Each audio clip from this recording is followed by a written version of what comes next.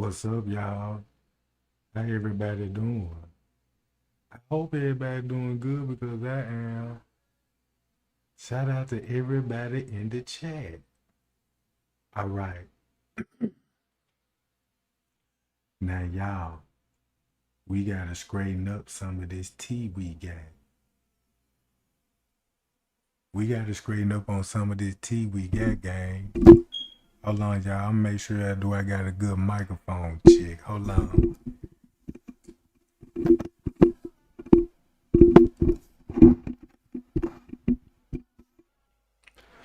That might be better right there. All right, we looking good. We looking good.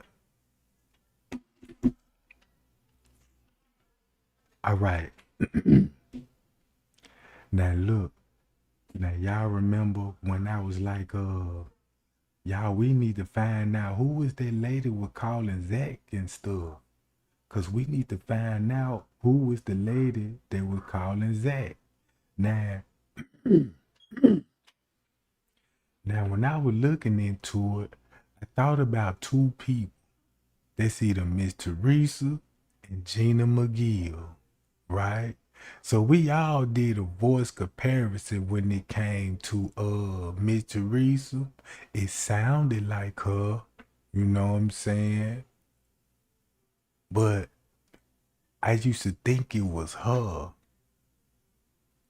But then when I did a video, a voice analysis on Gina Mcgill and side by side comparison, man, that's Gina Mcgill. It gotta be Gina Mcgill, you know what I'm saying? Cause I started thinking how Zack conducted himself in the Kenneka Jenkins case, you know, burn false witnesses. He got caught doing that. Thumb me up. If that's a fact, Zack burned false witness in the J4K community. He was in those Facebook groups misleading the J4K, and he was in a big group, the biggest group in the Kenneka Jenkins case. He had control over that group through other people. All right. So I want to show y'all this right here. This white guy that I'm talking about is a president.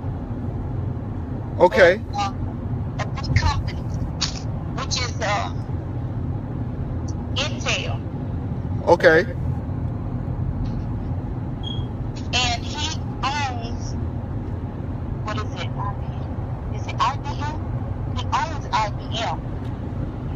But he's over Snapchat and he's over. Okay, but tell me this. Like, what does this have to do with Kenneka? Because they're joking about it. He's They were there. Now I'm finna play y'all a video where she talking on her. In the video where her mother goes in to see Kenneka Jenkins' body, the man that is preparing the body before she comes in is an owner of one of the organ donating organizations. He has no business being in there. Now look, listen to the, y'all heard that? Now look at this. I went to his social media page, Joel Coleman, right? All right. Radio personality, a weatherman. He also got ties with Google and AdSenses. You know what I'm saying? He created classic games like multiple player games and checkers and bridges and board games and stuff like that. And Joe Coleman, you know what I'm saying, conceded on the show, the next internet millionaire and stuff. Know what I'm saying? So you could do a little search on him. But did you hear what Gina Mcgill said though? That he is connected to organ harvesting stuff. So when you go to his website and you can read it for yourself, let's help Alex get a new kidney. One of my best friends in this whole world is named Mark Jones. I met Mark and his family wife Rebecca when attending a Trinity Bible church. Bruh, in Texas? Keep that in mind, in Texas. Mark was a worshipful pastor and he just gravitated towards each other. He and his family are definition of kind and trustworthy. I love him like a brother would love absolutely anything for him. All right. I ain't gonna read all of it, but y'all can screenshot it, do it for yourself. But now y'all know that he in a program or a organization that he got ties to. Let's help Alex get a kidney. And this was made October the 6th, 2005. So he been doing this. Let's go back to Gina Mcgill. Touching Kenneka's body whatsoever. But here he is adjusting the blanket on her, putting the blanket on her. He's not a coroner. He's not an examiner. Yet he's allowed to touch Kenneka's body and her own mother isn't. Now look, she telling y'all about the organ harvesting situation. Cause you know organ harvesting came up in the beginning. Zillionaire talked about it. Gina Mcgill talked about it. The sister brought it up in the press release. Now, ain't this a coincidence that all these people, you know what I'm saying, said it out their own mouth? Something about organ harvesting, right? And she telling everybody about the funeral home people that was at the freezer area tampering with the body. We already know they connected to organ harvesting because they work for the same people that were organ harvesting. That explain why the police would have them to remove the body. You see what I'm saying? That's how everybody know each other. It's a family thing. Now keep this in mind, right? Y'all know Rosemont is heavily mob ties. Do not forget that. The mayor is one of them. He got news articles about it, and he always denied it. But you got mob people working for you, and you pointing them people in chairs in high places. You see what I'm saying, gang? Now, if this Gina Mcgill talking to Zack. Hold up, he was there like at the time of the crime or what? Right. Are you, hold on, how sure are you that he was there? I've been reviewing the pictures all day today. These people, those white people that walked into the building. Right. The luggage and all of that stuff. Yeah. Okay. They're from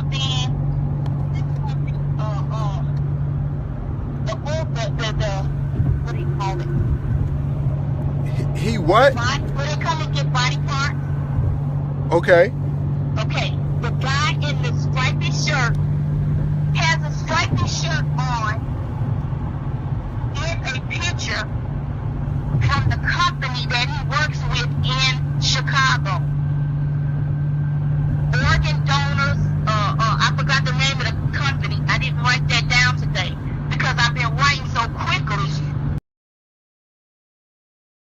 Now the question is this. Now, Gina Mcgill putting that information out about Macho. And come to find out, Macho is a real person. So how she found out about Macho? How did Gina Mcgill came up with the statements? Y'all remember the statements about Macho in the freezer with a janitor? With a janitor. And check this out. And the funny part about this, Zack TV is connected to Leaks and Son Funeral Home. Another corrupt funeral home.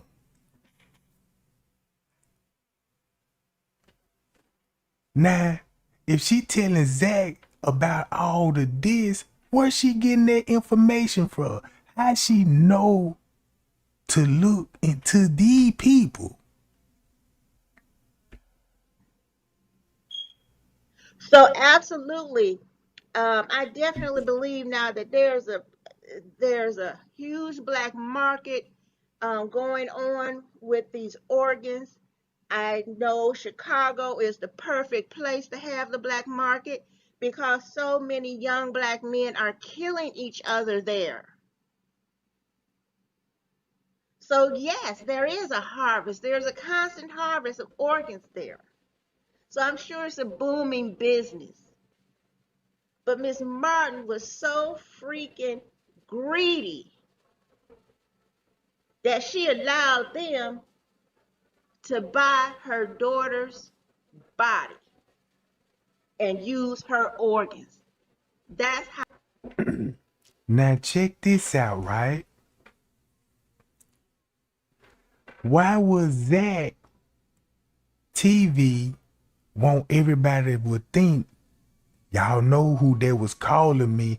I ain't gonna say no name, but y'all know who got a sister in Texas. I want to know what made him say that and want everybody to think that Miss Teresa and the whole time that's Gina Mcgill. And not only that, when she was on the phone with him while she dropping names, then she told the man to be careful. Now I understand Zack reaction to this whole case. Think about it. Look into Joel Coleman, Zack.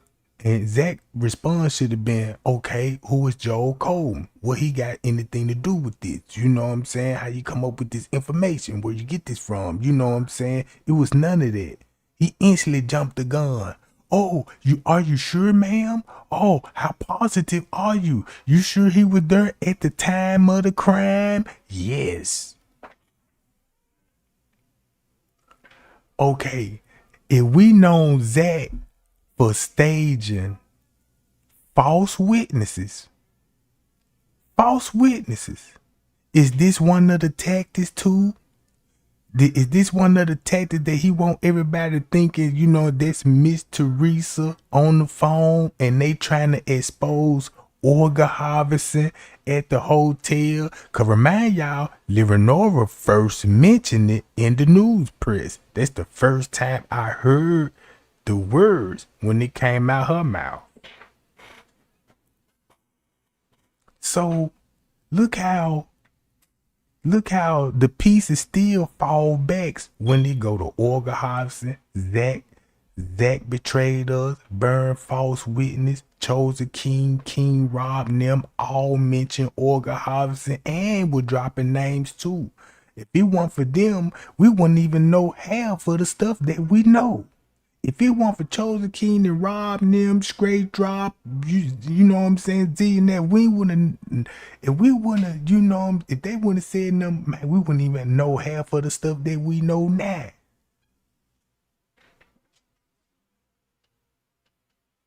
So look, listen to this. Go to this here, GIFFARI. Okay. And It's a security guard. SANJAANI. Okay. And you know what? And I looked that name up, right? But when you first looked the name up, it came back to France Cave. You see what I'm saying? It came back to France Cave. Cause the Cause the picture, he had his picture on that account, and that's the name that it said. So I'm like, boom, I don't know if this was like a photo screenshot that they want you to think that's Franz K. Cause when I looked up that name, it brought me to another dude that looked like Franz K, but he stayed like in Indonesia or something. You know what I'm saying? So I was like, man, I don't know what's the connection with that, but that dude that she dropped the name on looked just like that dude Bree met up in the bathroom. I'm gonna be honest on that. That's who he looked like in all black. Cause she just gave y'all the name and spelled it out to y'all. Google that name and go to the YouTube channel. And once you see it, once you see him, you're gonna be like, man, let me click it out of curiosity. I'm gonna click and you're gonna be like, it's a connection with him. So look. Okay, that's one person to look into. The other one is Joel Combs. JoelComm. JoelComm. He's the owner of IBM. So why would these guys target Kenneka Jenkins out of everybody in that hotel? Listen, they said on that piece of, they said they got a picture of Mona Lisa talking about her hair was all messed up. It's in the chat. It's chat. There's another guy I look into. He's a police officer. His name is Paul Manning. Now look, why she naming these people in the Kenneka Jenkins case, right? I'm talking about out of everybody in the case, she naming these people. And she said, look up Paul Manning. Do y'all know who Paul Manning is? He's a police officer from New York City.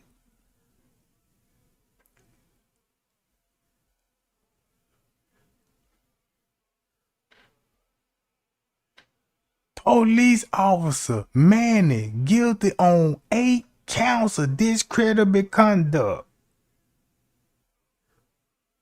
This Paul Manning right here. And he's a detective, bruh.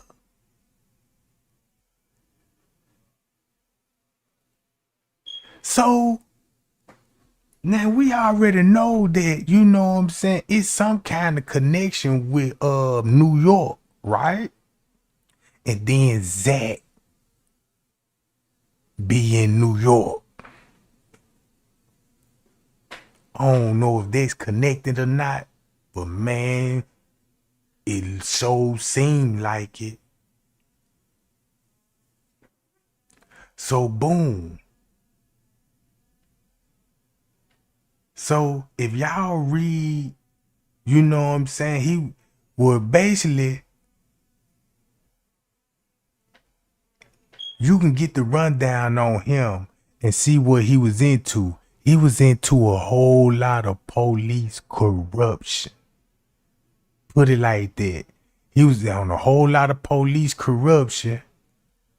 And this is story right here. Listen to this. Interview with Buffalo 7 Eyewitness News. Paul Manning.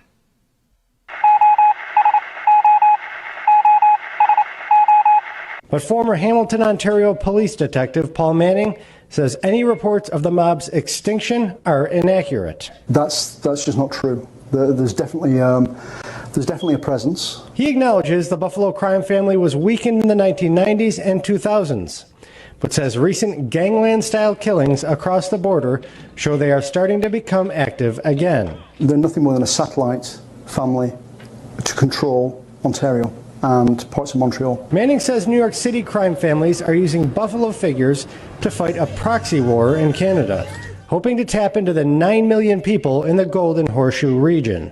You've got a re-emergence because There's so much profit to be made north of the border. One aspect he has direct knowledge of is mafia efforts to infiltrate law enforcement. Many went undercover in the mob, an experience that nearly cost him his life. The allegations against DEA agent Bongiovanni follow the same pattern, and the I-Team has learned he's not. Hey everyone, it's your boy KP here from the No Justice, No Peace report. I am going to be posting a story from Twitter from former officer Paul Manning. His Twitter name is at Mob Infiltrator. What an appropriate name, of course. He's talking about the whole blue wall of silence and why it's so difficult for good cops to say something. It's a good read. It's a real good read, and it gives us some inside understanding as to what good officers face. But this is a part of rooting out the corruption, right?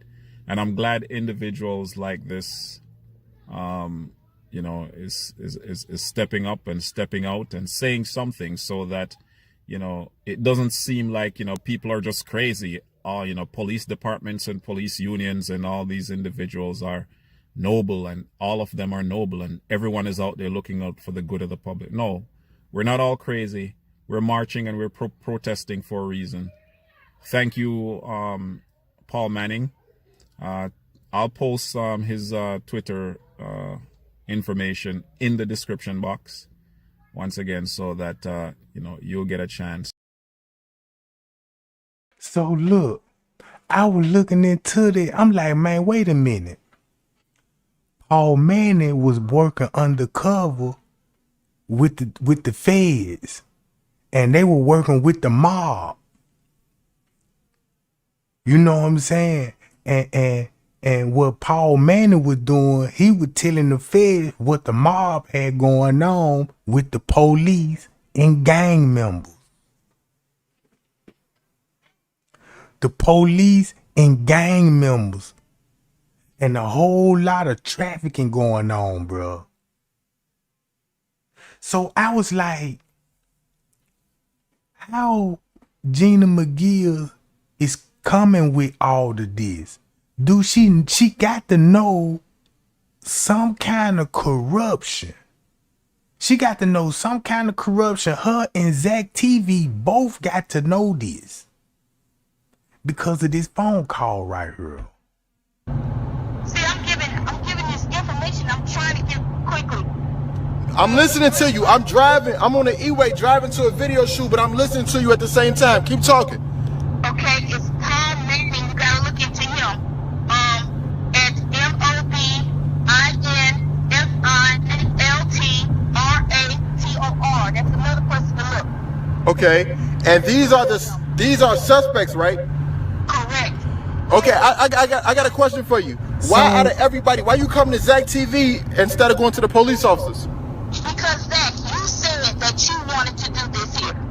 Right. Because now it makes sense why Zack want to record it so everybody can hear this. So everybody can hear this. And then check this out. Zack didn't even he want everybody to believe that this Miss Teresa, you know what I'm saying, trying to get him information. She don't want to, you know what I'm saying. He trying to make it look like, y'all, we know this Miss Teresa. She just want to get this information out of her, but have us speculate, you know what I'm saying. But the narrative could still be real about the organ harvesting theory. Because it's like everybody holding the secret of who the actual killer is. You know what I'm saying? Now, look, we already know about the assault that happened in the room, right? We could all speculate that could have happened in the room. You know what I'm saying? I wouldn't even put it past me that it did happen in the room. And you know what I'm saying? And she was going to different rooms before everything took place. You see what I'm saying? That's why they didn't want to show us the result when it came back to the kids. They left that completely out the autopsy report. You know what I'm saying? So boom. Okay. Now, if Zack doing these things, what is he doing? Is he doing this behind Miss Teresa back? Or he trying to make Miss Teresa look suspect. You see what I'm saying, gang? I'm trying to think of the motive. Cause now I get emails and stuff all the time. You know what I'm saying? I be rapping with people, you know what I'm saying, on Facebook sometime. You know what I'm saying? They be telling me things. I ain't finna be all on my phone recording this stuff. You know what I'm saying?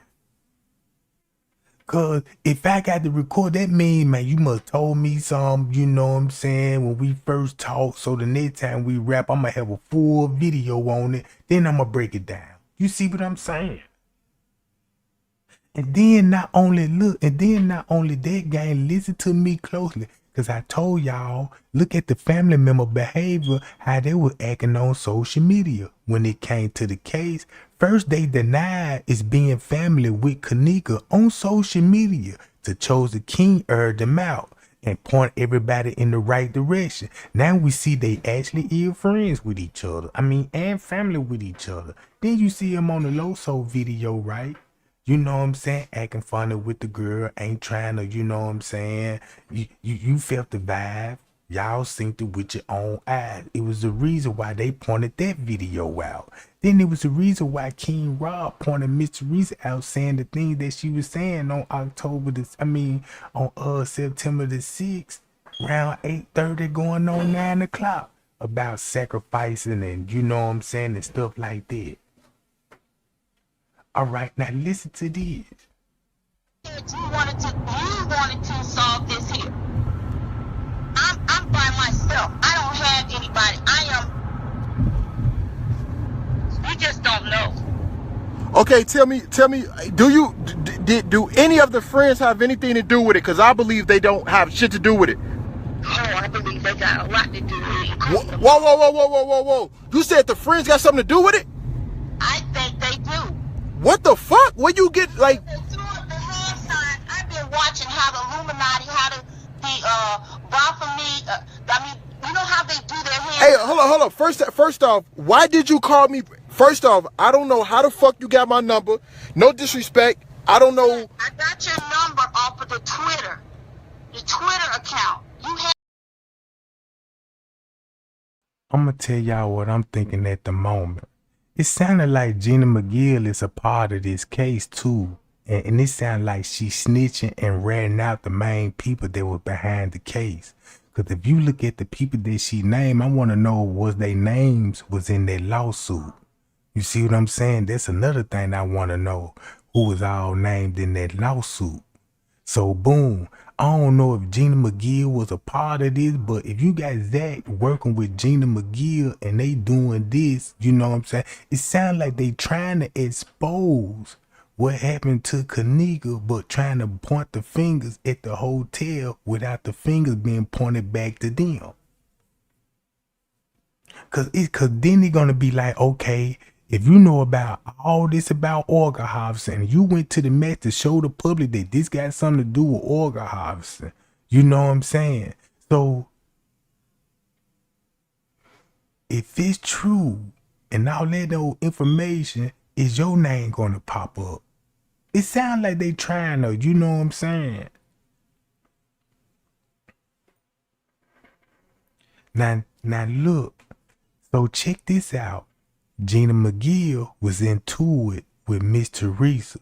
They bump head because Gina Mcgill got to talking about all this organ harvesting stuff. That's what she talking about right here.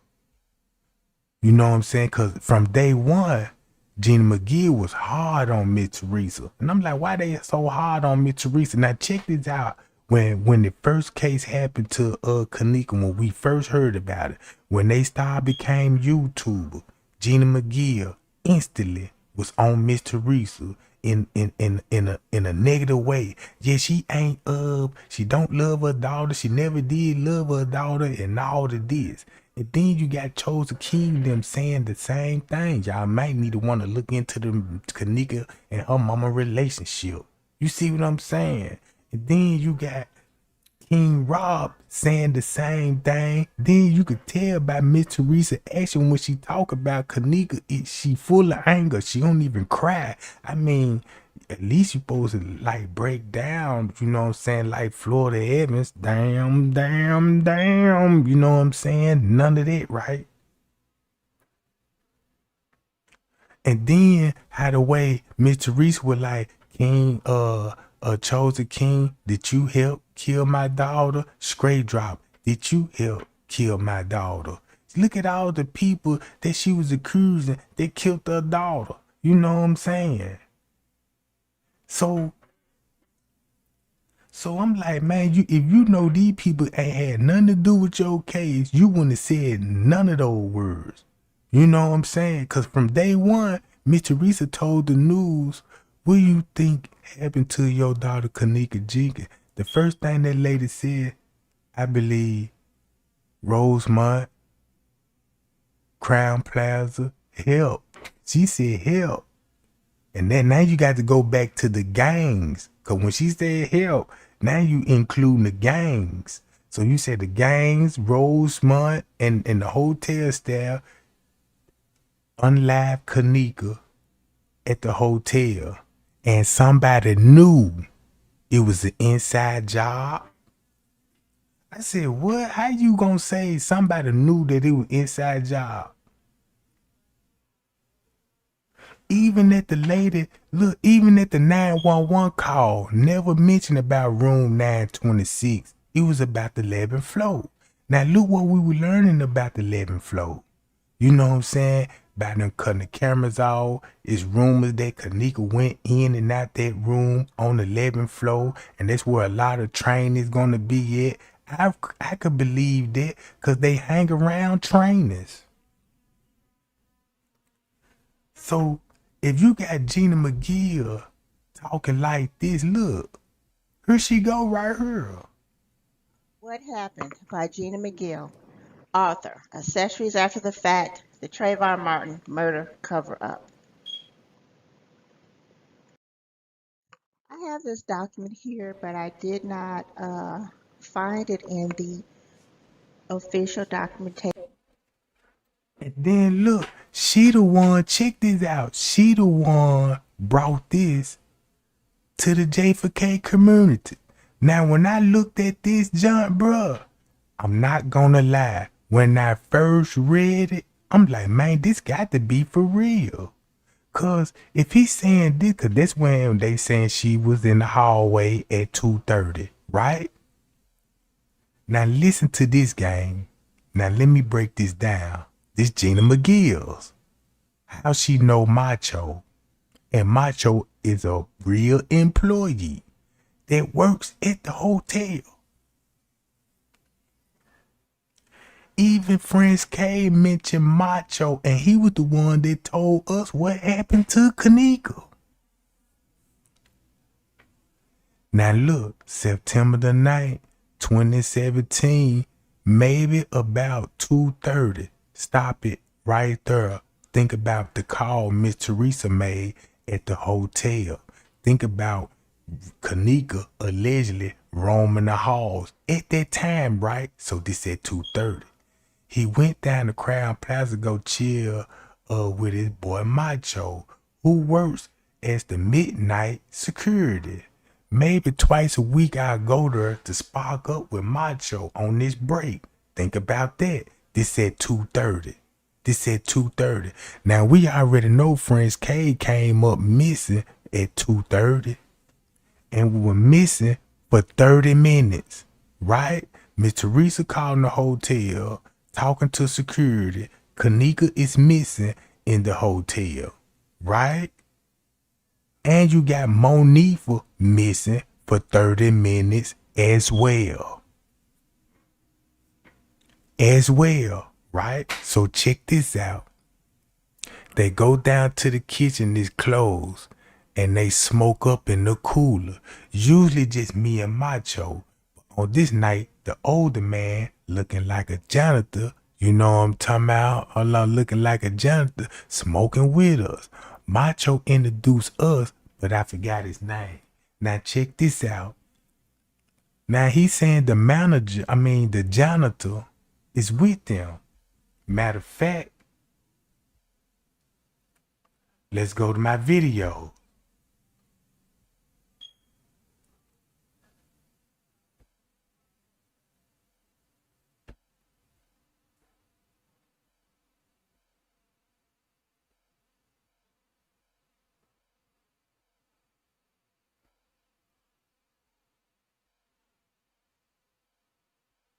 One second, gang. I gotta scroll a little bit.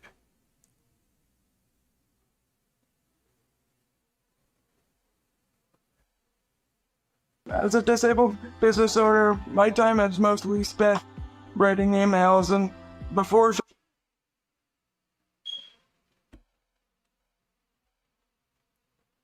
Now y'all see MTV 30. Look at the time.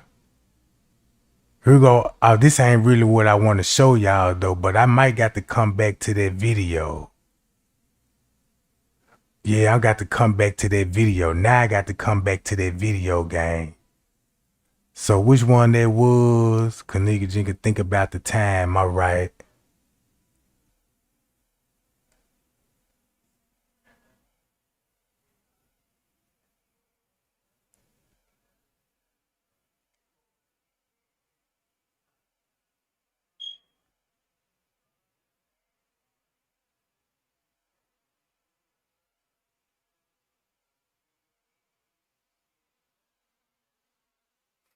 Oh, that John all the way down here. Here you go right here. Now look at this.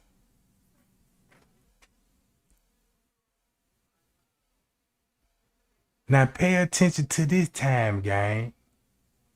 All right, let's go to Gina Mcgill's statement. They was smoking weed in there with the janitor in the freezer. He forgot his name.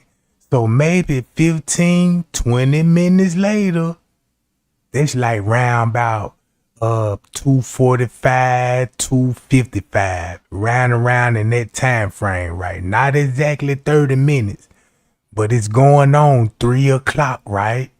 At 3 o'clock.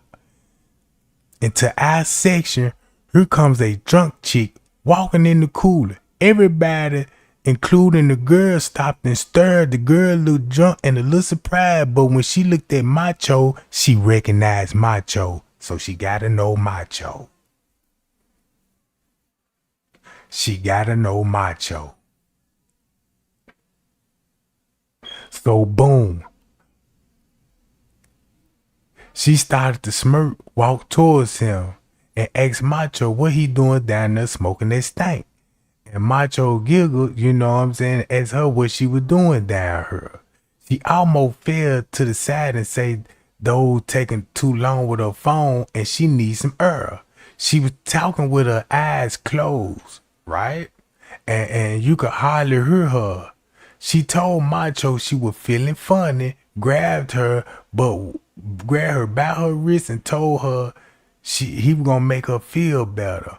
Macho started smirk and started taking her pants down and could not resist, but she was asking him what he was doing. Macho sex from behind where her body was limp with no energy, and soon me and the other guy went.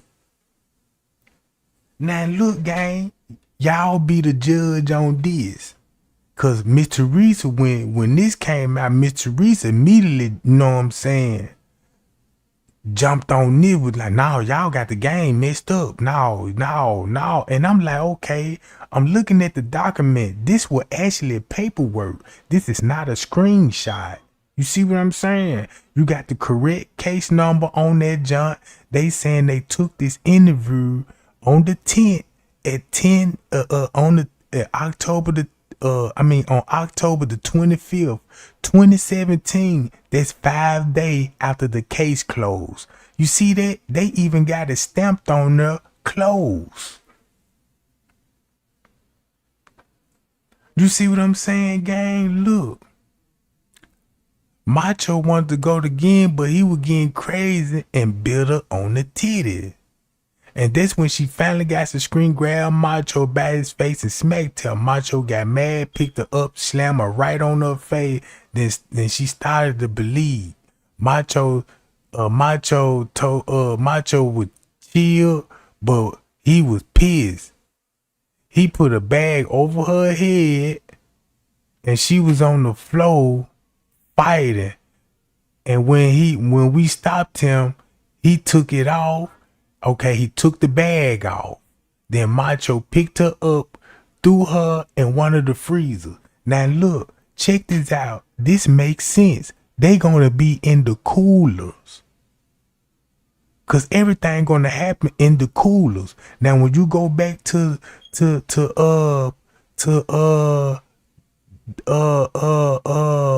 lawyer's statement, he even said and show y'all the door that's leading into the coolers. Look, leading into the coolers. So if you look at this timestamp, right, and this at 4:30, so this would be 2 hours after what happened to Kenneka, allegedly. And they go to janitor. Now his action on the video would support this narrative. Because when he came back in, he sure had a whole lot to say with one of his colleagues. Then he describing a scene. He basically describing everything what he telling him. What this person telling the detective. And we don't even know who this person here is. So boom, he telling everybody. I'm gonna let Gina Mcgill read that the this. Rosemont Police Department released. However, we already know that the videotapes they release are edited. They are in fact not raw, but have been edited to cover up the actual events that happened. And I talked about that in the various videos that I presented. So with that said, I don't expect any incriminating information to be in the documentation that they released, okay? Since they've already proven themselves untrustworthy and appear strong They'll as be so part of a messed up, man, cover-up. that look, y'all, if that's true what he said, what he did to Kenneka, man, that man just simply just violated that girl, bruh. Him, and he in all black. He ain't got to do nothing but just put a hoodie on and cover his face up. You won't even know who he is. Look at the size of his shoes. You know what I'm saying? Look at the size of his shoes, and I be thinking about boot prints when they come to that freezer. So he would be smoking with them. Even Franz K said he was in the room 2 hours smoking with Irene. And guess what? What time there's going to be, gang? When he claimed he was in the room smoking 12 something. That's when he said he was in the room. But he said he went in the room. That's when she was laid on the bed sleep. But watch this. He also went to the room at 2:30. He also went to the room at 2:30. The police statement said, yeah, that's when he had contact with Irene. But what if he went in that room exactly 2:30, smoking the bud with him, and Kenneka would be laid on the bed sleep like Irene said. So when they did brought her out the room, he either was still in the room or left it short before they left the room and standing right side on the elevator. You see what I'm saying, gang?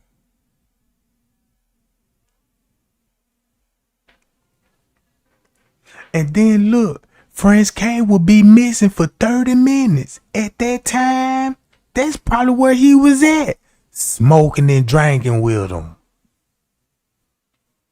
He probably took his break in their room. And that's when you're gonna be in there smoking and drinking in that room. And now I believe when King Rod and them said, yeah, security and the police was in that room flirting with the girls. So it's gonna be the police officer that work for Captain Security Company and Friends Cave in the room. And we already know a manager was knocking on the door. You see what I'm saying? Then Miss Teresa calling up there at 2 some. Listen to this. But I will read this. And it says, this is from a witness that gave a statement on October 25th. It says here, to the investigating officer, Detective Delacova. And it says, on September 9th, 2017, at about maybe 2:30 a.m., I went to the Crown Plaza Hotel to chill with my boy, Macho, who works as the midnight security. Maybe twice a week I go there to spark up with Macho on his break. We go down to the kitchen area that is closed and we smoke up in the cooler. Usually it's just me and Macho, but on this night there was an older man who looked like a janitor smoking with us. Macho introduced us, but I forgot his name. So maybe 15-20 minutes into our session, here comes some drunk chick walking into the cooler. Everybody, including the girl, stopped and stared. The girl looked drunk and a little surprised, but when she looked at Macho, she seemed to recognize him. Then she started to smirk, walking towards us. She asked Macho what he was doing down here smoking that stink shit. Then Macho giggled and asked her what she was doing down here. She almost fell to the side and said those bitches taking too long with her shit and she needs some air. She was talking with her eyes closed and it was hard to hear her. She told Macho she feels funny. Then Macho grabbed her by her waist and told her he would make her feel better. Macho started looking at us, smiling, and started taking her pants down.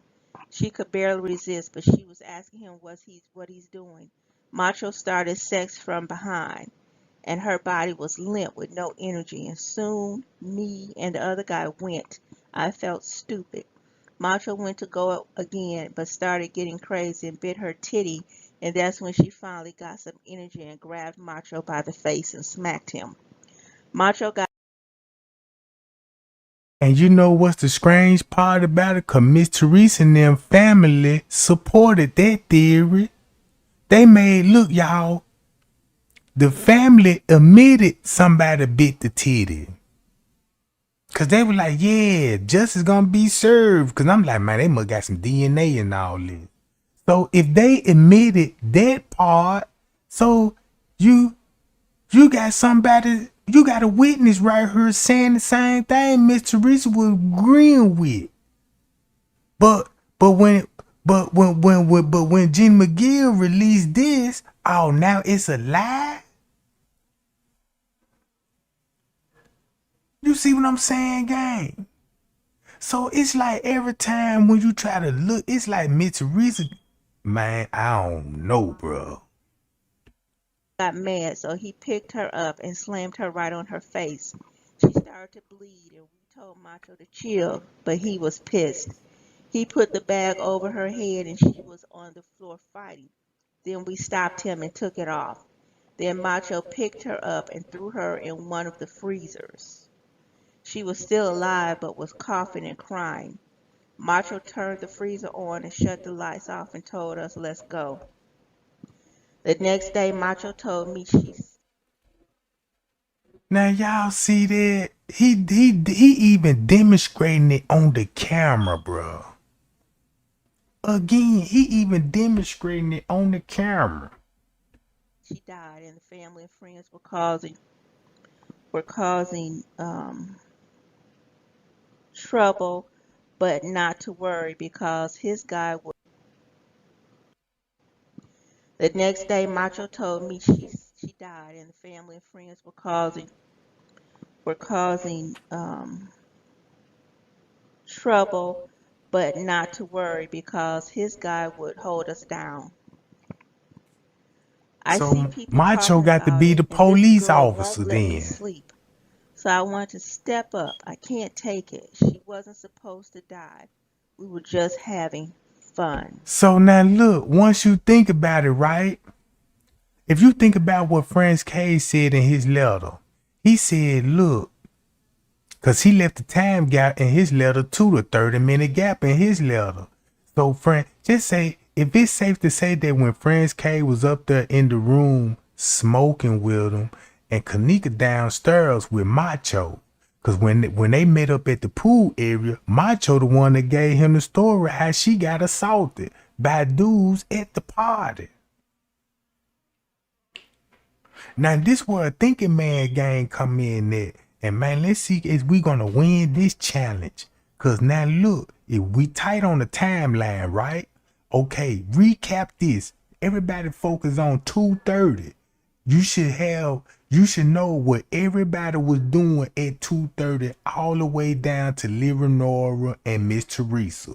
Now we already seen the text message at 12, 1 o'clock. We know Irene will have the phone. So her phone got passed to Irene. So Irene was doing all the work on the phone, right? And Monifa was just gonna bring her out in the room, and leave her for the perpetrators to come get her. See what I'm saying? So they left a digital trail ahead of time at 12 or 1. You can actually see, you can actually read the setup between the text messages. That's why the police didn't want to show us who they were referring to in the other text messages. So boom. So now you got the sister in cahoots with the phone.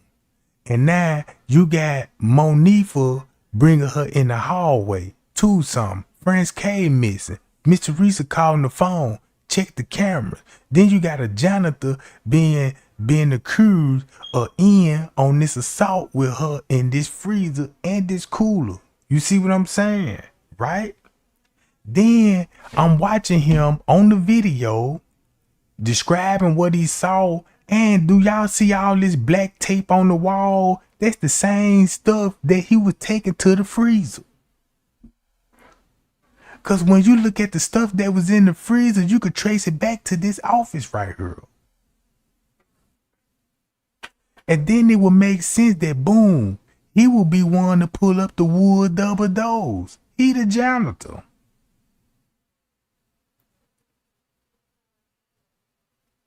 So, yeah. And then whatever he told him made him cry. And don't y'all know when I first upload this video, because when I upload this video, the reason why I upload this video, I'm like, man, ain't nobody got this video up. Why nobody did never put this out? So when I put it out, guess who was the first one that attacked me? Straight drop. And that puzzled me at the time, because I'm like, man, why that man bothering me? And I ain't even got no commentary on these words or nothing. I'm just telling everybody, watch the time. They seen him do something. He describing what he saw. I know my gut feeling told me I was correct on this. You know what I'm saying? So boom. Then you got Macho down there with Kenneka in the freezer. Just say everything what this letter saying will be going down with Macho. And Franz K could be actually up there in the room drinking and chilling and smoking with them again, flirting with another girl. And next thing you know, he get a call from the radio and saying come to the pool quick. And once he got to the pool quick, he seen where Kenneka was. Then he went back to the room and went and got the friends. Cause when I read his letter, he got a 30-minute time gap. He wants y'all to believe that when he walked up to the room, you know what I'm saying, he ran up there to go find her. Like he was basically trying to hunt them down in the hotel. And the time gonna match perfectly. If you doing that, then it's matching up what I just said. You see what I'm saying, gang? And now the whole time, right? She got this statement. This a real statement. This could be a real statement, bro. I and many others are seeking and this a paper. Get the facts, only the facts, to get the truth We are seeking Then look what he justice for doing. Kenneka Jenkins. Hey, when he Because the did that, hotel then video look, when takes he for an did editor to that, hide the truth. the dragon motion, that what made me think, man, this letter here real. But what be making people go back and forth on this level? Cause the footage and the time. You see what I'm saying? Cause you got the time all mixed up on the footage, so it's gonna be hard to try to follow through with this statement saying. But at this time, this statement could be the accurate in the game. You see what I'm saying? This statement could be accurate on the game. This is not no screenshot. And I believe this statement because they got it closed. And her case was closed on September the 20th. But they were still uploading stuff on the database. Cause I was like, boom, if the case closed, why they still releasing footage on their website? Cause when the case was closed, that's when you were getting all the new footage. That's when you got a whole new statement. You know what I'm saying? Now you got a whole new statements that everybody took in the room. Cause in the beginning, they gave us the statements with the time on there. That's off an hour. Then when they came close the case, this when we get the Zack statement from them, but they just manipulated the time and knocked it up 1 hour. You see what I'm saying?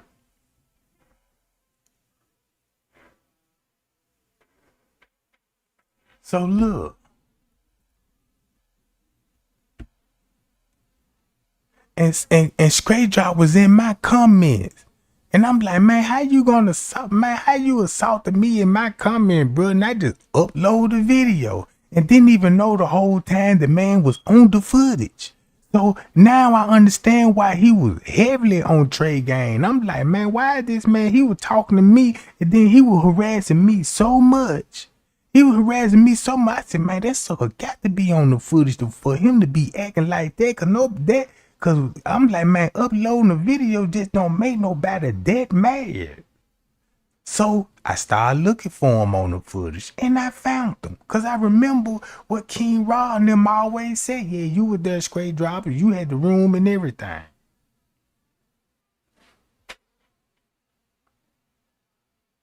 You see what I'm saying? But look, then this what got everybody in the loop. Cause Miss Teresa said, don't believe this letter. You know what I'm saying? Don't believe this. Don't believe none Gina Mcgill. So now Gina Mcgill is in war with Miss Teresa. And that's when Gina Mcgill started losing people. Because, man, Miss Teresa had firepower behind her. She got the whole J4K community. So now Gina Mcgill was sounding crazy out here, bro. You see what I'm saying? So, and I'm like, okay, Teresa into it with Gina Mcgill, then she into it with King Rob and them all at the same time. So they really what made everybody cling to Miss Teresa more. Cause look at everybody that were coming for her. You see what I'm saying? Look at all the YouTubers that was coming for her, bro. So that made, in our eyes, that made her look like a target, bro. And we couldn't do nothing but sit around and protect the lady, you know what I'm saying, and do the same thing they doing to her. And so, boom. Now, look, you heard this statement. Now, let's go to this.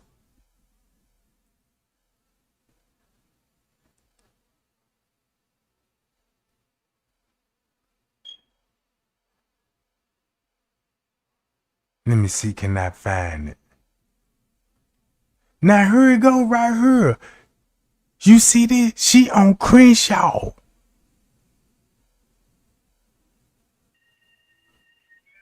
Yeah, I think Macho's the one who works. Yeah, Macho works there, but I don't know what Macho did. Yeah, I think Macho's the one who works. Yeah, Macho. See that? Marco or Macho? Marco or Macho? Marco or Macho? Don't y'all know Marco Jones is Marco Jones, he a security guard. He is a security guard, bruh.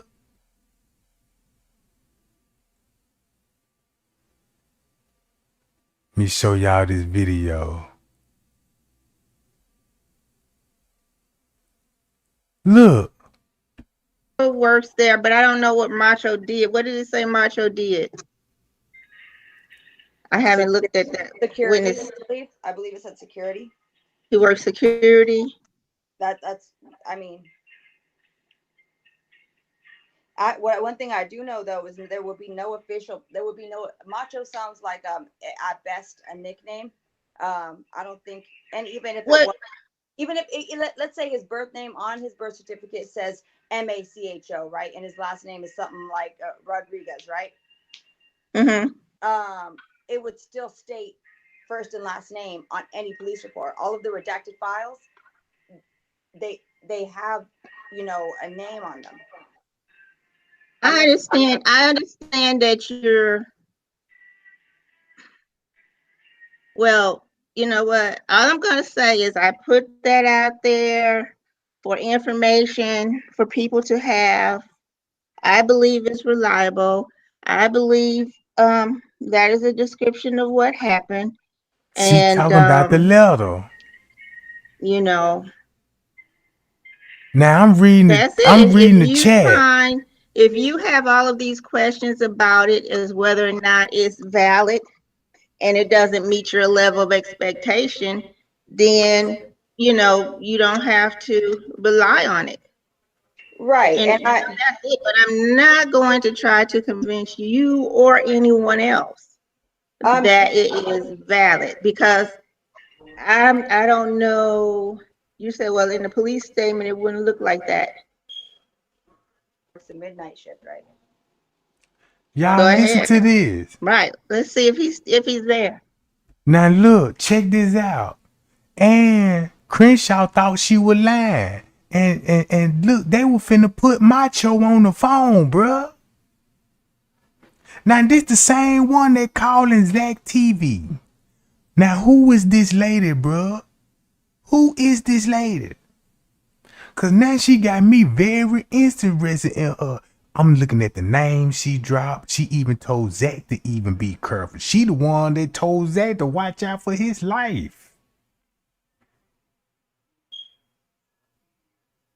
And if you believe he died over the Kenneka Jenkins case, and she gave him his first warning, her and Chosen King. Okay, my cat wants to come in. Exactly. Crown Plaza, Rosemont. I don't think I've ever called anything live on a phone I don't think I've ever made a live call on a phone call before, but you ready to come in? Why not, right? Look, they finna pull it up. Go on.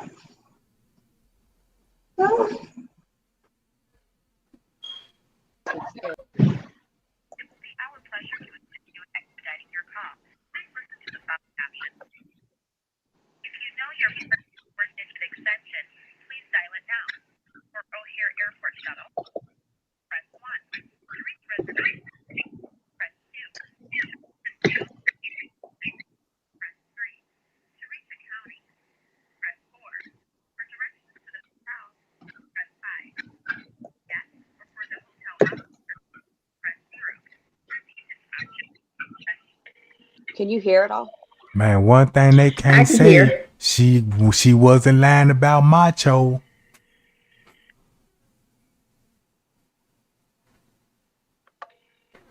She wasn't lying about Macho.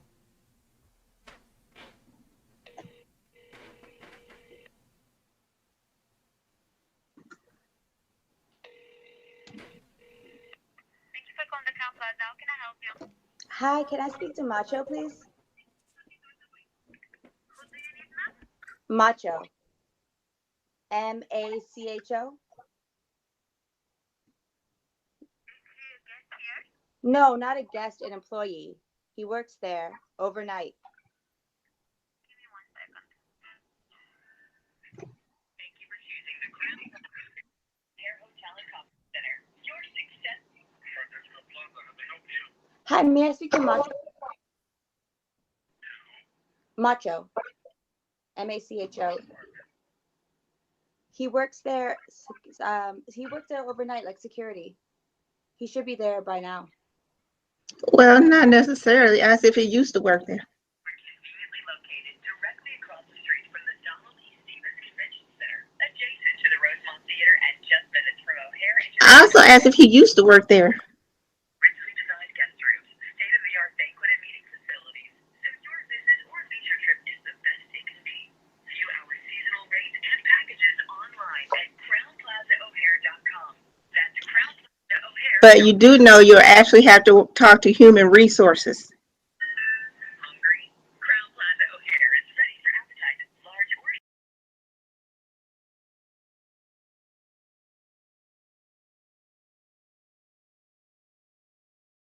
Now look, check this out. Now Macho a real person. All right. Now I see what Gina Mcgill doing. Now she had Crenshaw was like, let me call and I'm finna check for myself. And then and she was like, yeah, you gotta talk to human resource if you really wanna find out. And she ain't lying about that, cause human resource gonna direct you straight to the cause when you call in through human resource and they'll transfer you to your station, you know what I'm saying, whatever department you work in and stuff. So she ain't lying about that. I don't know if this lady working at a hotel or was in these groups with these peoples and a part of this stuff, but she name dropping people and these people name is popping up. You know what I'm saying? And then she proved that Macho do and is this, and the lady got a letter, bruh. And they got a timestamp on there. So if you follow that letter with that timestamp and think about all the events that was going on within 30 minutes, because everything finna happen in 30 minutes in this time span. You know what I'm saying? 30 minutes enough to sexual assault you, murder you, and drag you and put you in another location. Listen to what the narrative was. They all in the cooler. They chilling. They smoking in the cooler. Then the lawyer showed y'all the cooler door. And that's right there by the ice machine. That cooler door right there by the ice machine. Think about what Straight Drop said. That's the only cooler that I know, and the freezer be right there by the ice machine. And he was the man telling everybody Kenneka was getting choked out. You see what I'm saying? And when Straight Drop said that, I'm like, oh man, he talking about upstairs in the kitchen by that cooler door, right by the wood double doors.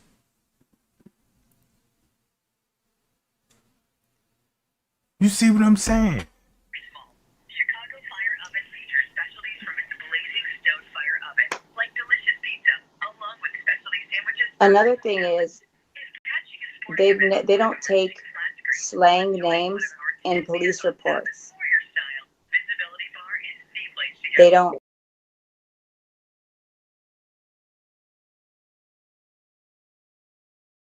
Well, Miss Crenshaw, they did it in the Kenneka Jenkins report. Smacks, sticks. You know what I'm talking about? Look at all the nicknames. Killer, Cocky, Uncle John. You see what I'm saying, gang? Look. Well, again, I'm not the eyewitness. I don't know, what the eyewitness may have said, but Hi, who is this? Macho? Is this Macho? No, is there Macho there? Macho? No, not Matilda. No, Macho. Macho.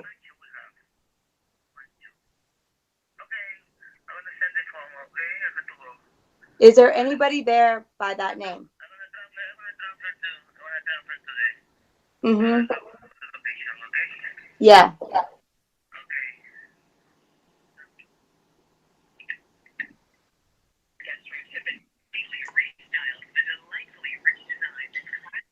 You also have to remember this was not yesterday. This was a year ago, almost a year ago. Right, but I'm getting to that. And And then look, again, to and then find out check this out. And this how you know it was something up, cause just say like Zack had the interviews, right? But why would you release the interviews 2 months later? You see what I'm saying? Just say like Gina Mcgill, when she had these receipts, she dropped this stuff out way later. So it's like if they didn't get their way or something, you know what I'm saying? It's like they start leaking stuff, bro. It's like they start leaking stuff. So she proved Macho was real. She proved Macho worked at the hotel. You know what I'm saying? Then she got a letter from a police department. Don't know how she got her hands on this. Now look, it gotta be real, cause I bet you they got a copy of it. They got a copy of it, Jack. So boom, watch this. out for certain, you would have to talk to human resources.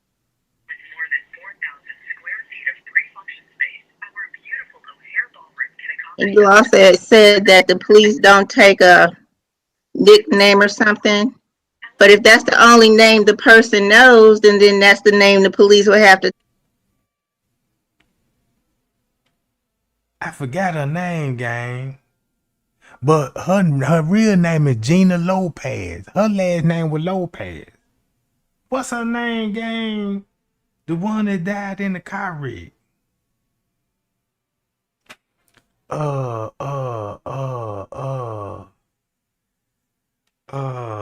Man, I forgot her name. It's on Eugenia. Her name was Eugenia. Yeah, her name was Eugenia. I forget. It's on the tip of my tongue.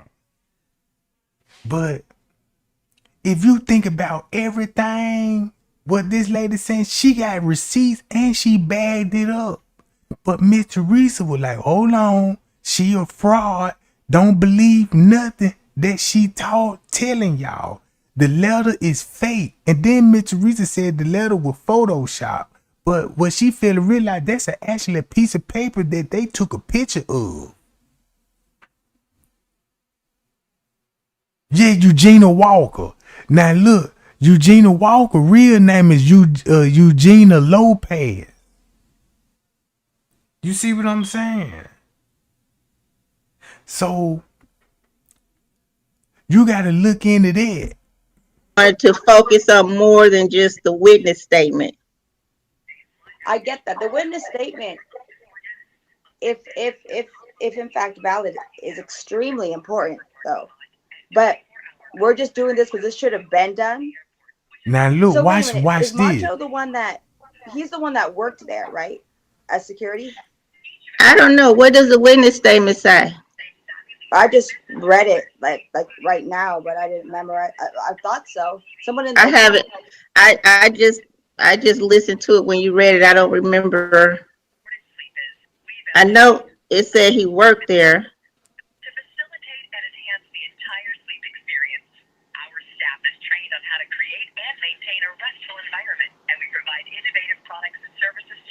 And then her research, if you really pay attention to her research, I'm muted right now for them, but she told Zack about the organizer people, look into these people, and you could trace back to the mob. You know what I'm saying? Now you can understand why Zack would be like, man, I'm finna just leave the case alone. Yeah. Cause now you finna expose mob members. Oh my God. All right. Now you got what's it called for to join the platform. In the meantime, until they put someone else on the phone, someone in the chat said, "Did you?"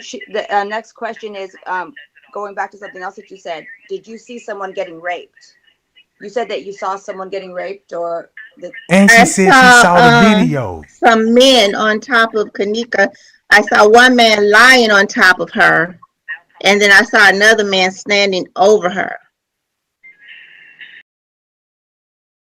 Now think about the video Lewis Chamberlain had on the Mike Larry video. You should know the narrative on that because it's basically the same thing. It was I believe it's the video was circling around because they all was slick talking about what was on the video. Listen.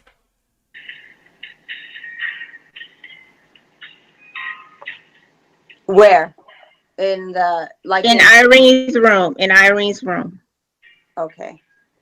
And like I said, I know that you don't want, because the book is, you know, something that I have available. So I'm not going to go, you know, into the book and show anything, but it's something that you have available for donations, and then people can see the pictures that you're talking about because you've included those pictures in the book. Correct. I will say though, that it is, you know, they are images that we've all, you know, I think we've all seen the lives and know what's in them.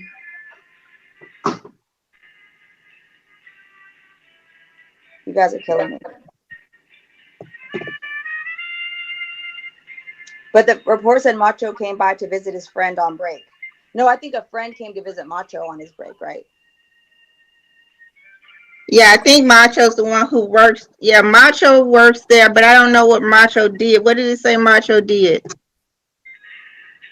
I haven't looked at that. Security, I believe it said security. He works security. That's, I mean.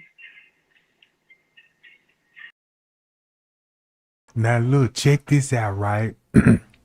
Now, Gina did bring up some receipts, and she bagged it up. So I can't call her a liar on that, but she know a little too much to get in contact with Zack, to eavesdrop names, show people who to look into, and these people in higher places. So when she did that, Miss Teresa got on her, and the rest of the YouTubers got on her. So they all ganged up on her like they did me, right? You know what I'm saying? You got about 800-900 YouTubers talking about you. So now you're going to have all these rumors about you. And then you're going to have everybody be like, now I don't even want to watch him no more. Because, you know what I'm saying? If they saying it, yeah, it must be true. You know what I'm saying? And this starting a lot of confusion. But look.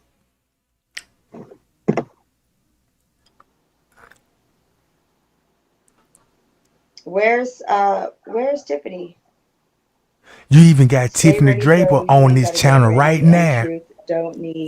She finna get on Gina Mcgill, cause her and Gina Mcgill were beefing real hard. They were going back and forth every day. I can't with you guys. So I just want y'all to see, when I told y'all all them folk had to become YouTubers, they were all in communication with each other. Look. Let me see. Is there anything that you wanted me to show from your book while we're waiting for Tiffany to come up here, Gina? No. Or like any okay. Or do you want to just state like what you do have in there? I'll say this. The parts of there that I found very interesting. And I'm gonna go to this video. She was not from Virginia. She's never lived in Virginia. She doesn't know anybody in Virginia, and that the people who live in Virginia are weird. She considers them weirdos. Okay, but when the person had mentioned through another YouTube video, I couldn't find it.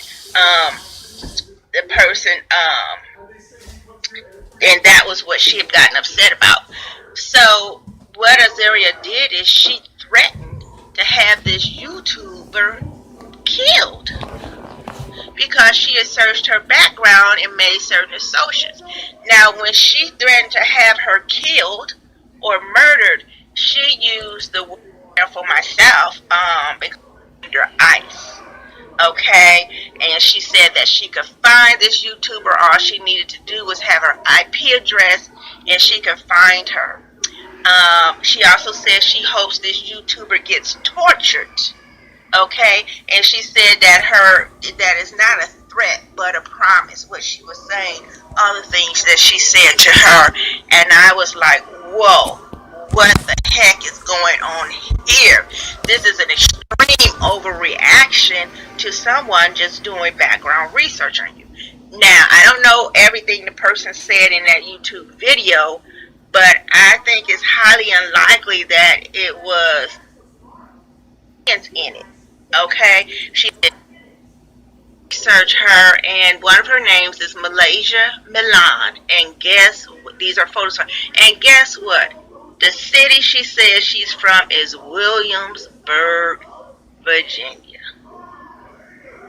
You could trace Now, that back to straight drop now.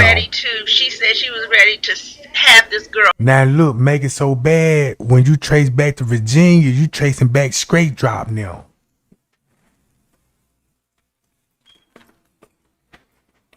See what I'm saying? Malika the Lioness, another YouTuber. Sacrifice because she lied at a little more later. Okay. Oh, I can't get it. But remember that photo, okay? Now here we have a description of her. Okay. Here she says she graduated from George Mason University. Now I wonder how can that be so? Because George Mason University is, guess what? Where? Virginia. Okay, so why is she threatening to sacrifice someone for saying she said she was from Virginia? I don't know. Okay, but that seemed very abnormal to me. Now here we go. Here she says, I'm looking for handlers, controllers. If you're not that, then we are not a match. Kitten looking for her programmer. Now you remember when she was interviewed, she spoke about mind control programming, the MK Ultra program. So here she's actively looking for someone to date who is either a person trained in MK Ultra programming. Now here when she says a kitten, I looked that up and it usually means a sex kitten. Okay, and from my understanding, sex kittens are again mind controlled, trained, to engage in a lot of sex. Okay, and for people, and I believe empathy, but I'm not sure because I didn't. That's also something a specific term, an MK Ultra monarch mind control. Okay, it don't apply. And she says Beta Theta ST your service. I wasn't able to figure out what that was, but I saw something about programming at certain like levels, like when you do meditation, there's certain sounds and vibrations that relax you and things like that. So now here, this was on her Twitter. Here she goes by the name Aeria Dior. And boom, that's how you confirm this Gina Mcgill, because she all on the Twitter account. And that's what she was telling Zack she got his information from on the Twitter account. So look what this girl was posting way before Kenneka even died. She was already saying this. Look, before Kenneka died, she was talking about she was in the program and looking for people in the program. Way before Kenneka died, bro. Goddess Aeria, and she's here. Her IG is at Loopy Gang Aeria.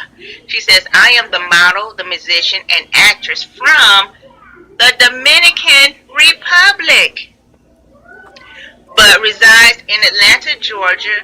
Knowledge is power and the key to success. And then here, she also indicates that she's lived in Washington, D.C., Miami, Virginia, New York City, Cali, and the Dominican Republic. But guess what is? See that?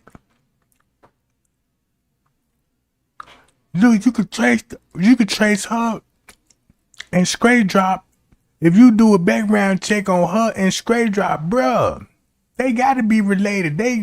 It'd be a coincidence when they were moving. Straight drop would be moving in the same area too.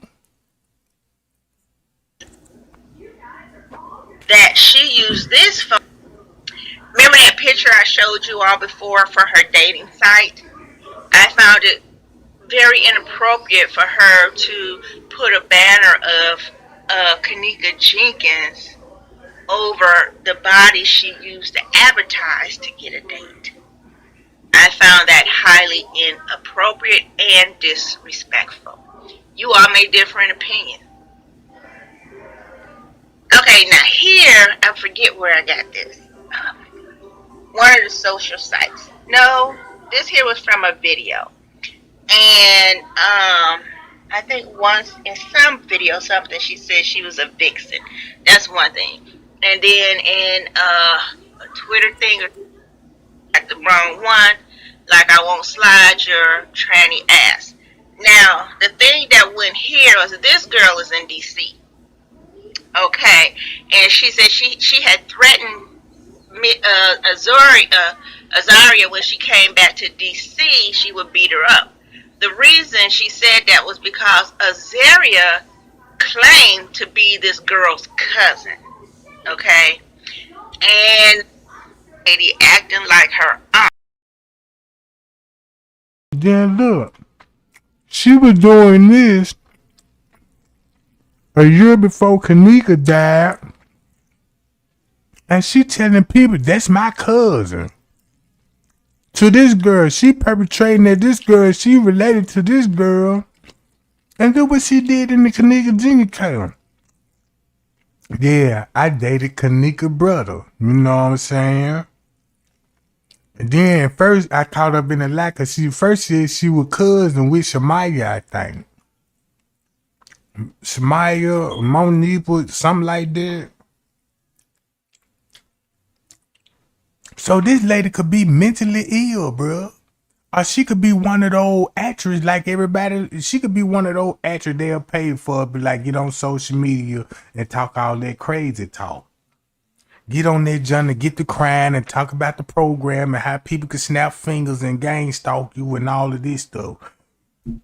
And these people got the same background. They want to be in movies and rap videos. Now that's how you finna get your organ harvesting theory. Cause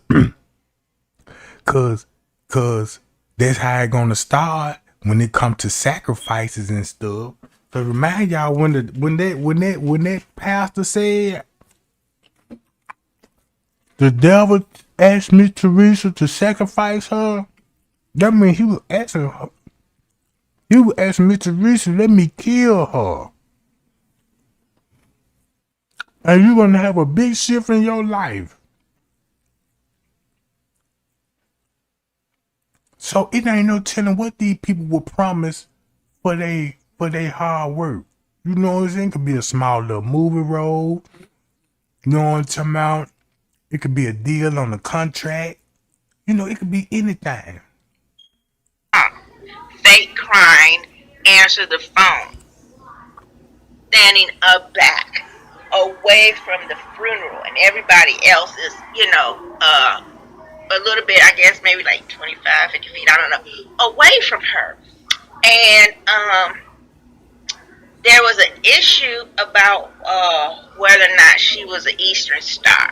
So she went and made this video, I think with the idea of saying, yes, she is in the Masonic order, okay?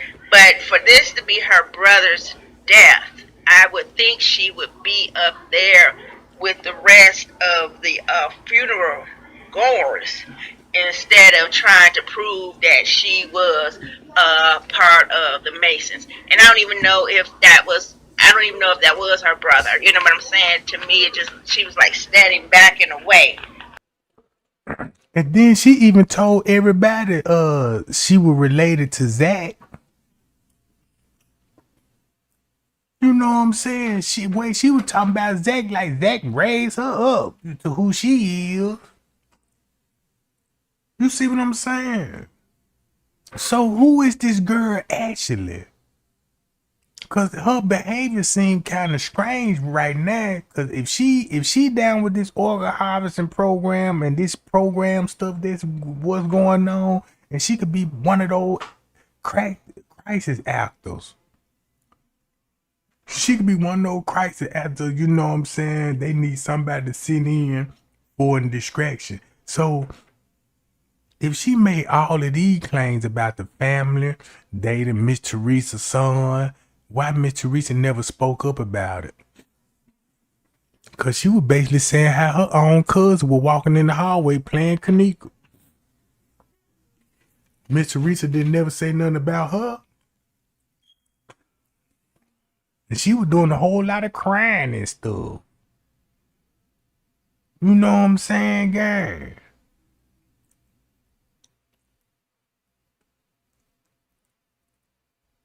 Watch this. So I decided to end the live and start a new one. So I know it may be kind of confusing right now, but hopefully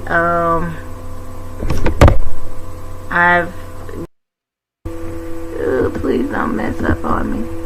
See that? Look, everything was pre-recorded. What did I do? Okay. Number 2, we know that Irene's live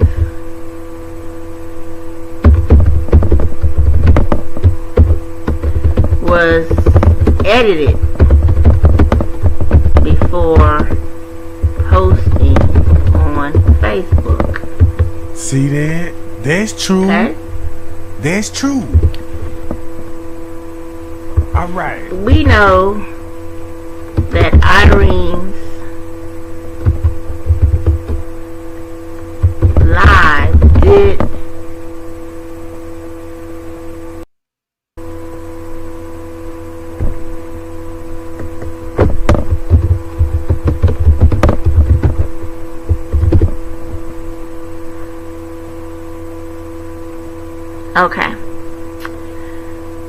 Okay. Can you read? Now y'all see what What she's I'm saying? Now look, she basically saying the same thing what Chosen King will be saying. And what Miss Teresa will be saying on the 6th. Look. Irene live was edited before posting it on Facebook. Irene did not occur on the 8th or the 9th.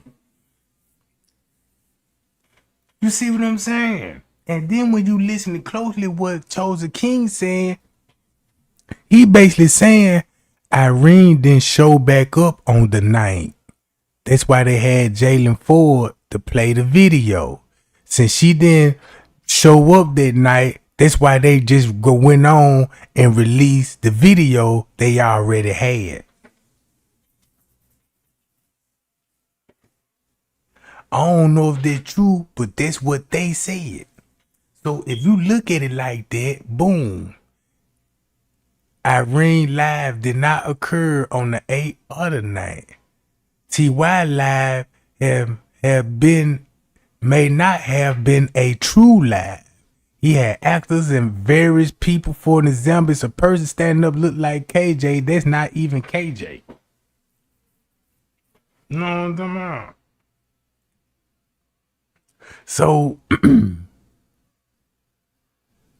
but only thing I can say, TY live had to been, because his live gonna be pre-recorded too, and they dropped his live at 12 something, right before Irene live, and that's gonna be on the 6th.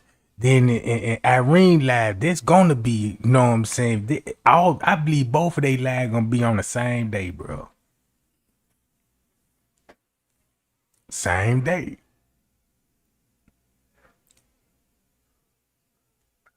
Typing okay.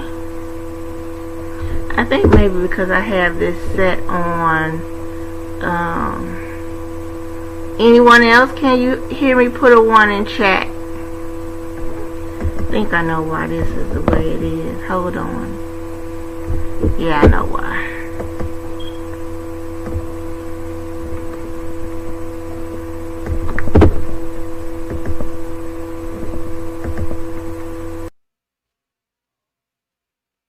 Now watch this game. Being honest, and it's the truth. So when And this for real, I want y'all to listen to this message, cause man, this is for real, for real. And she said this right after when it happened. the spirit is real. Praise God. Hello everyone. Praise God, praise God. Let me know that you can hear and see me clearer. Praise God, praise God. This is Apostle Deanna Dixon. Let me know if you can hear and see me clear. I want you to go ahead and press share right now. Press tag right now in the name of Jesus. Let's get it over with. I really, it's so uncanny how God does things, because I realize that everything is truly timing, the timing of God. Because I was really trying to wait till tomorrow to do this, but my spirit just, the spirit is real. The spirit is real. Praise God. Praise God. Thank you, Apostle Dominique. So I want you guys to go ahead. I'm going to give you a couple of minutes to get on here. Go ahead and share and tag. And I'm going to tell you something. Out of all the lives that I've done, like forever, this is going to be one of the most important ones, like ever. And I'm very serious. So please just go ahead, tag, share. I want you, and I'm probably going to reshare it and tag some people, but I have some things to say, and this is a thus saith the Lord, and I'm actually going to add that in there. I just was so busy focusing on what God is telling me to say. So first of all, this is about, I was kind of like gearing you guys up. I don't know if y'all went on my page and saw earlier about when I told y'all that there are times when God shows me what happened when I tapped in.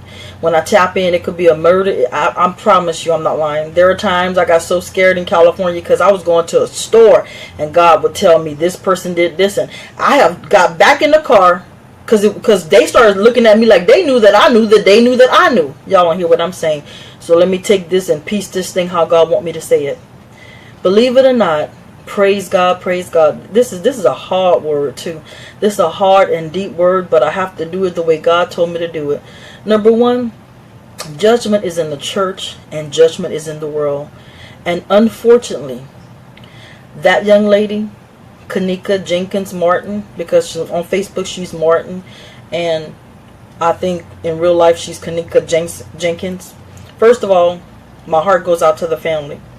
However, I don't know if you really heard, but this is what God has told me about the whole situation. This baby girl was a sacrificial lamb. Y'all don't hear what I'm saying. Y'all remember how Jesus Christ was a sacrificial lamb? She was a sacrificial lamb, meaning that this is to get the city of Chicago's attention. This is to get the family's attention. To be honest with you, the way that it hit my spirit and everybody else across the world, it was to get everybody's attention. God got your attention, huh? Alright, so I got to do these things in layers, peel this onion back. We have sinned against God. Point blank in the story. We, the church, have sinned against God. The world is out of order because the church is out of order. You got older people trying to be young. You got people that of God trying to be holy hip hop. Oh, come on, somebody, I'm going to do this thing the way God told me to do it. You got the young people are influencing us instead of us influencing them. So now you got a church that's unchurched. And then we wonder why we got a problem. And God he just showing us our problems by letting stuff happen one life at a time. We didn't learn nothing with Michael Brown. We didn't learn nothing with Trayvon Martin. Y'all don't hear what I'm saying. Y'all don't hear what I'm saying tonight. It's time for the church to go back into prayer. It's time for the church to tell the truth. It's time for you holy rollers, wannabes, that get up on Facebook and talk a good game and promote all this hip hop and promote all this that Jesus has swag and all this stuff. No, that's a lie before God. God is holy. And yes, he commands us to be holy too. That's the first business at hand. The church have to return to holiness. We have to repent before God. Point blank in the story. So if the church is unrepentant, can you imagine why all this stuff is happening in the world? And this ain't just in Chicago. This is everywhere. Come on, somebody. Hallelujah. It's just this time and this moment is about her. Come on, somebody. Hallelujah. But there are people getting killed everywhere because there's a murdering spirit called Belial. This is real. But then let's go deeper. We have two kingdoms, the kingdom of God and the kingdom of the enemy. I've been preaching and teaching on here for years, telling y'all. Y'all hear me now? Do you hear me now? We in a war. We're in a spiritual war, and they winning. They winning. That's what this is all about. They winning. The elite winning. Now, let me tell you. And this is going to be a hard word, but I have to. Unfortunately, you're never going to find out what happened to that young woman. But now, I'm going to tell you what happened. You don't have to believe it. I really don't care. I really don't care. When I tapped in the other night, that's why I asked y'all. I told y'all, if you go back and look at my other live, I said, who was the last one to see her alive? Because whoever was the last one, actually, not even the last one to see her alive, I'm sorry, the one that found her. I keep hearing security guard. I keep hearing I'm just being real with you. This thing goes so deep. Let me tell you something about this man that owns the hotel. His name is Donald Green. He's friends with Donald Trump. Honey, they got money so long, longer than Long Island. Y'all don't hear me. And then you got Uncle Tom's. I'm sorry. Should I have said that word or should I say another word? You got Uncle Tom's like Andrew Holmes. God forgive me. I know you my elder, but sir, I just got to call y'all because you and Al Sharpton, y'all rolling the same lineage. Y'all activists, y'all older activists these days. I'm sorry, y'all just ain't real. Because y'all are sellers out for $1. So don't even trip with me about it. Because I don't respect you. I'm sorry. And that's what happened. That's why you did that fake interview. Because they didn't page under the table. Calm down the black people. Because the black people are out of control. So we ain't gonna never find out what happened to that girl. But I can guarantee you, it was some foul play. I saw her being choked. So whatever happened, and so they're not going to tell that woman everything. And why do you think they took so long? I used to do editing. I had my own team talk show. I know about editing. It takes 2 to 3 days. Now you're really good about a day. So why didn't they let the mother view the tape in the beginning? Come on now. We don't have to be forensics. Now look, we know there was a lie because Miss Teresa did review the tapes. We need to get that clear. Miss Teresa did watch the tapes, her and Livernoir, but they the one told us they got the runaround about the tapes. And Andrew Holmes clearly telling everybody, man, she gave us permission. You know what I'm saying? Now listen what this lady's saying in the beginning. To understand that something happened here. But I want to go deeper than that. We all know something happened to that baby girl. And that's why do you think God allowed it to touch our hearts? Because people die every day. We have our children dying every day out here. Drugs, alcohol, gangs. But what was it about this? God did this. God allowed this, may I say. God allowed this to touch our spirits, to bring us to attention, to saying, stop. Come together. But hold on. And with all due respect, I got to say some hard things tonight. And I pray that y'all understand. Miss Teresa, I'm talking to you now, the mother. With all due respect, you keep asking for help. Will somebody help? God is right there. All you have to do is ask him. All you have to do is first of all, you got to get in the spirit to understand the spirit, Miss Teresa. I'm not trying to be ugly. I'm not trying to be insensitive. You can't be emotional, and you gotta block out the world, because God is sending you help. You just can't see it right now, because the world is overtaking. The Spirit of God will always send help. Come on, somebody, hallelujah. Y'all don't hear what I'm saying tonight. Sure will. It's time to repent. It's time to say, God, I didn't do it right. God, forgive me. And I'm talking to every parent out there, every leader out there. See, leaders, this is our fault. I say our. I'm going to go ahead and take some of that too. We're not teaching the youth how to do this thing right. Because y'all get up on here all drunk, half naked, half this. And so now we got a generation that just want to party. We got a generation that don't know God. We got a generation that don't understand that there's consequences for your actions. Come on, somebody, hallelujah. It's tight, but it's right. Now, Jediah Brown, you got with him and you went on this, you went and did an interview. To you, young man, I understand that you have a good heart and you're trying, but you need to calm down. Because ain't nobody gonna listen to you cursing. Ain't nobody gonna listen to you when you have knowledge and yet you're spewing out blessings and cursings from the same mouth. Ain't nobody gonna listen. You leaders, we have to come together and we have to teach these people how to do it right. But let me. One thing, we got to identify who these people is. Because we don't know these people, you know what I'm saying? Oh, because, you know, Miss Teresa tricking everybody with the Bible scriptures. I mean, let's face it. Everybody felt like she was sacrificed. Then make it so bad, everybody knows she was killed. But everybody seen the sacrifice in the killing. We know this wasn't no regular murder. Like she said, man, why you think Kenneka case stand out more than other murder cases? You know what I'm saying? We hear about murder cases every day. And then look. Let me tell you something. God is a God of order. Ain't nobody going before the church. If the church don't get it right, the world can't get it right. Y'all don't hear what I'm saying. I don't care how much money you have. I don't care who you know. God is a God of order. And he's calling us to repentance. That's all this is. It's a bad wake-up call, but haven't it always been? She ain't the only one. There's been a lot of people been killed. Come on, somebody, unjustly. And yet we're still fighting and bickering. Not understanding it has to be unity and prayers. Come on, somebody, hallelujah. And mothers and fathers, let me just be real. Most of y'all want to be young. Most of y'all still trying to be your sons and daughters' friends. Let me tell you something. Me and my daughter have gotten into it I don't know how many times. She ain't talking to me right now, truth be told. Because guess what? I used to do it. I know what I'm talking about. We used to go out in the club. We used to hang in the club. So when I got saved, mama, you ain't no fun no more. No, because I'm not your friend. I am your mother. And I'm a woman of God, so I'm going to tell you the truth now. Come on, somebody, hallelujah. Y'all sitting up there trying to be their best friend and they dying in the streets. Just see, well, I could see, all y'all just saw what the fuck just happened on that live. Out of nowhere, like, I need a lot of people in here, because I need motherfuckers to know what's really going on. This shit just getting crazy. It's getting spooky, it's getting crazy.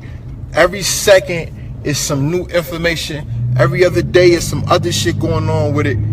I don't know. Like, a lot of people told me plenty of times before to leave this case alone. Man, my mother. And look at the people that were telling him leave the case alone.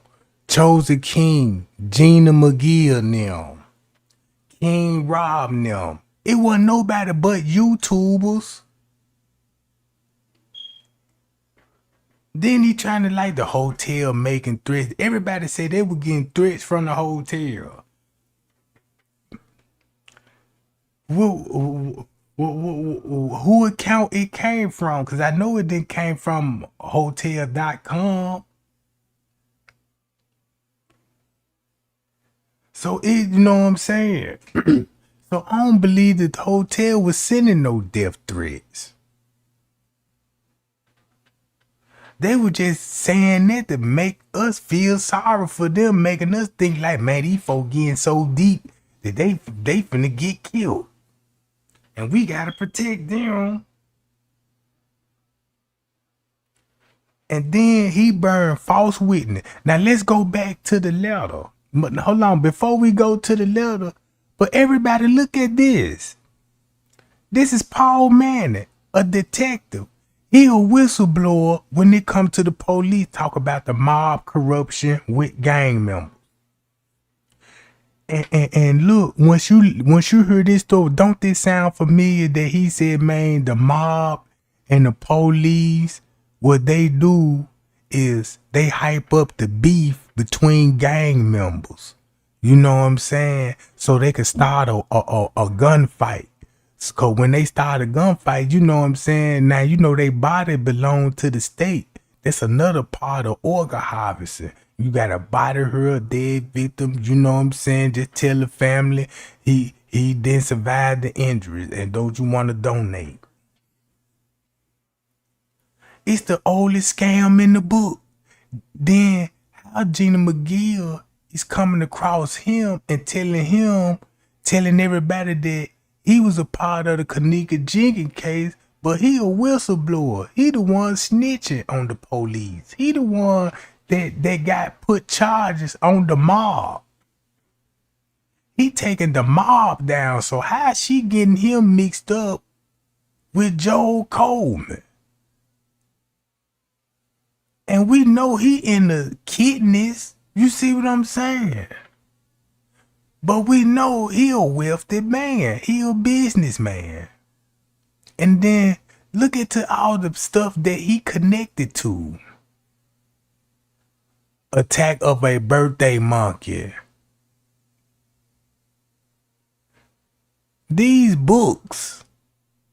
So I want to know, I'm going to read that book about Attack of the Birthday Monkeys. Because when I think about that word monkey coming from a races, I think about black people, bro. You know what I'm saying? For some strange reason. But he connected to New York. He a businessman. He connected to AdSense on Google. That's why the YouTuber was like, man, that's why the YouTuber was complaining to my man, they ain't even paying us for the Kenneka Jenkins case. They don't even want to talk about the Kenneka Jenkins case. I remember when they was saying that. And then look, he got some kind of ties with that stuff, bro. So look, if you got Zack connected to a funeral home that's known for scandals and corruption, then y'all don't forget about Zack is connected to the police. He got Chicago MPD all on his timeline talking about gun locks and going to the juvenile system. So he was heavily connected to Chicago police. Now, we don't know what Zack was doing with the police. We just see him doing events with the police, taking pictures of the police, but we don't know what all he was doing with the police. Because he showed me how much police ties when he said, man, I'm gonna have some higher people there. I know some people that work in law enforcement, and I believe Zack because he got pictured with the high-ranking police officers. High-ranking police officer. Now, look at this 30-minute time gap, and I want y'all to answer this question. What do this sound like when it comes to 2:30 September the 9th? Miss Teresa called in the hotel. Kenneka roaming the hall. Prince K missing 30 minutes. Monifa missing 30 minutes. Right? Irene talking about she last saw her. You know what I'm saying? And didn't even come out the room, right? Then you got cameras cutting off. All this at 2:30.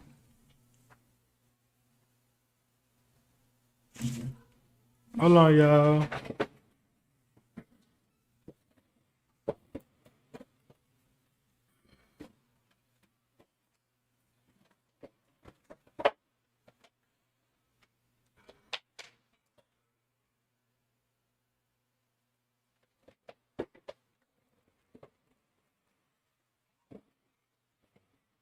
All right, I'm back.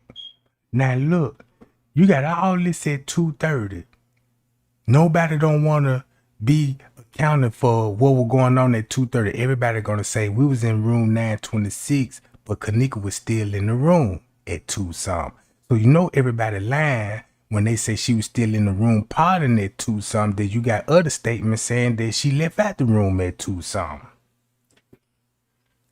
So boom. So Miss Teresa was like, look, don't put me into that mix. I'ma say I got the call at 4:34. You know what I'm saying? So now 2 hours done passed by. 2 hours done passed by. So in those 30 minutes, when it come to 2:30, this what happened to Kenneka. In those 30 minutes, if you going along with the paperwork, what Gina Mcgill explained and what will be on the footage. All right. If Kenneka head to the kitchen downstairs towards a cooler, smoking with staff members, we're hanging with staff members in the freezer, she ended up getting assaulted and beaten up. Now that's gonna be round 2-something. This gonna be after 2:30, right? Cause keep this in mind, Friends K, you gonna see Friends K come back in the lobby at 3 with Monifa and them. At 3 with Monifa and them and the guys. So boom. Let's just say Friends K went to the room. He had a clipboard. He went on the elevators. He didn't go to the break room or nothing like that. So when he got on the elevator, since he went in that direction, he had to be in that room then with them smoking and chilling until he get a radio call from his colleagues. Come to the pool quick. So when he got there to the pool, look who he all named that was standing in the pool area. A lot of management and security.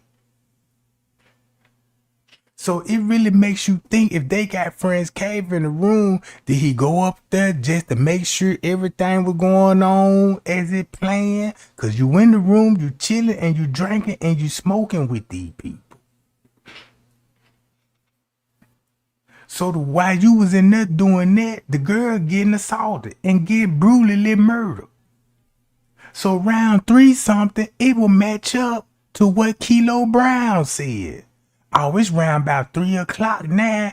It done got real hyped. Just like what Irene said. Yeah, round about 3 and 4, that's when everybody started leaving. That's when the police came up there. If you really want to know the truth, round 3 o'clock, that's when the laws was up there. So you mean to tell me Miss Teresa wasn't trying to make her way to that hotel when she was calling that junk at 2 something in the morning? Why you think that lady didn't never mention no phone records of her talking to the people on Kenneka phone? That's what you want to keep secret. Don't tell these people that, man, we were talking all night.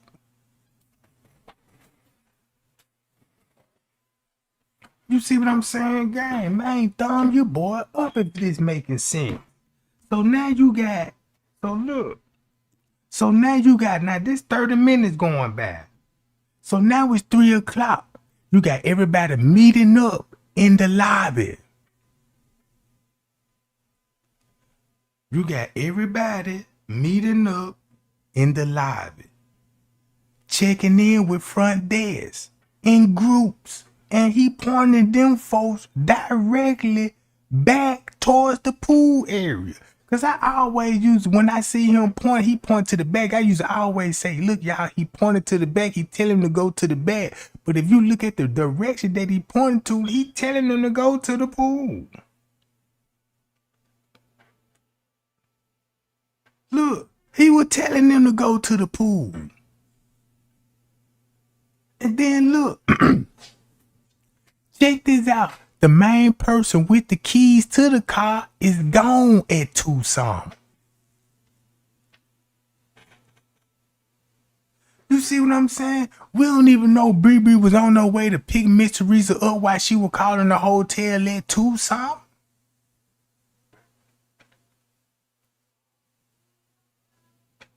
That's the part I'm stuck on right there. That's what makes this out. That's the part that we slipping on right there, because we got everything figured out.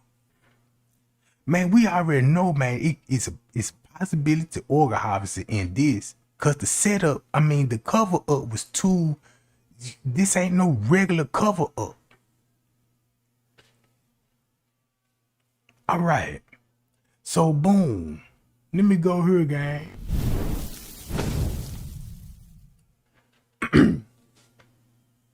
So look, so you got Bree missing, and she got the keys to the car. So it'll make sense. That's why if you pay attention to Bree and Miss Teresa, it's like Bree did her part. It's like Bree did her part. She could have picked up Miss Teresa while Miss Teresa was calling the hotel. And when they came back, Bree walking back in the hotel and met up with Monifa and them, while Miss Teresa and them will be sitting in the car. And next thing you know, boom, everybody going to the pool. So that means soon when Miss Teresa go there, she gonna know that her daughter was in that pool, bro. She gonna know her daughter was in that pool. So guess what she gonna do? Change the dates on when she saw it. Cause she told everybody, yeah, they were cleaning out the pool round 3 and 4. Why do that fit on the 9th? But she said she seen this on the 10th. But if she wanna lie or manipulate the date, if it go back to September the 9th at 3, 4 in the morning, they cleaning out the pool. What you think what Franz K was saying when they was doing in the pool round about that time? Getting the story right. Franz K said that's when the cover up began. And then look, and make it so bad, you can actually watch the footage and see witnesses going over there. Whatever they were doing in the pool, it was drawing attention. It was drawing attention. So look, Miss Teresa didn't want to drop off the phone. They had to get a search warrant for the phone. You know what I'm saying? And check this out. It's no text message between Bree and Kenneka phone.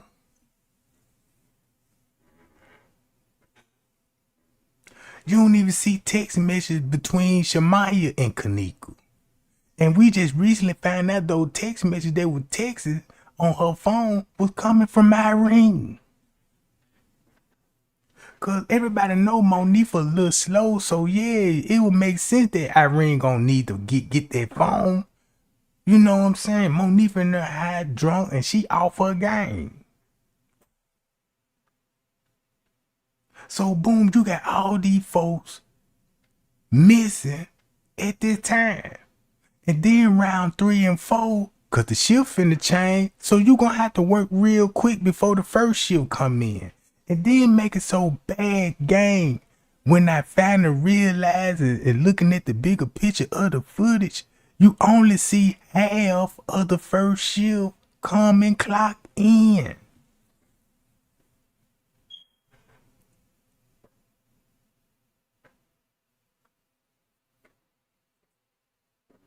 And then what puzzled me, the cooler that Macho said that he was in, bruh, I bet you it's this. Look, watch this game. Hold on, y'all.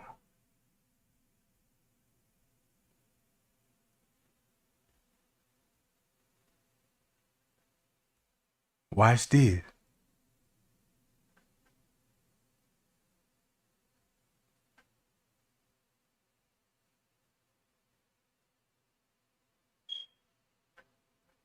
Look.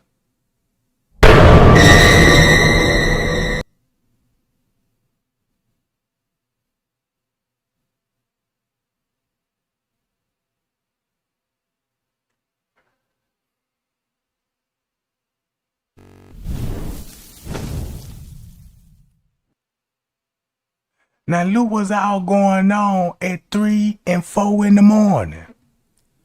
They going to the kitchen. They running to the kitchen and the pool area. Them the only 2 locations everybody going. Then you got the maintenance man. Come on now.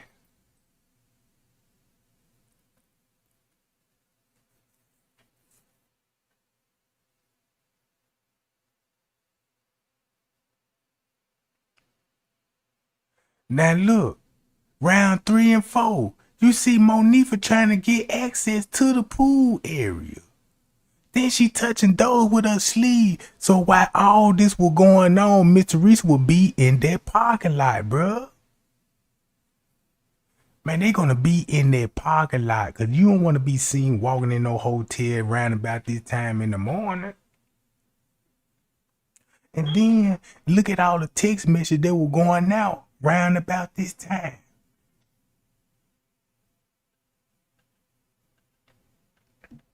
Look, grabbing coffee cups. He just came from the kitchen, downstairs on the lower level kitchen. Franz K going in the laundry room and ain't no telling what he went in the laundry room and did. Cause the other video just gonna show you he getting sheets and towels and stuff. Hold on, let me go to this game. Hold on. That ain't really what I want to show y'all.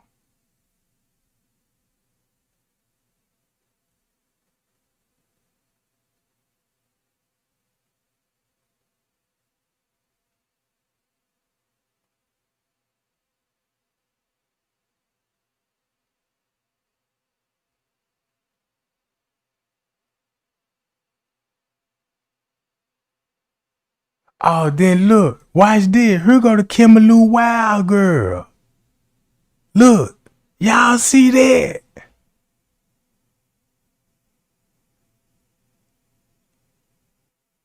Look.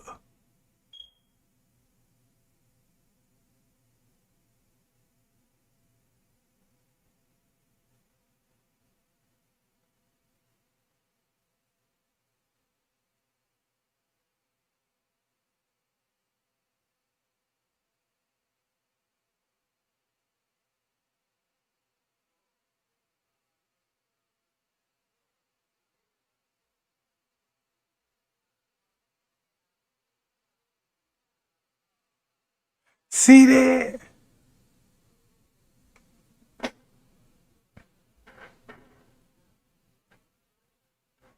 And then look, you could even see the picture.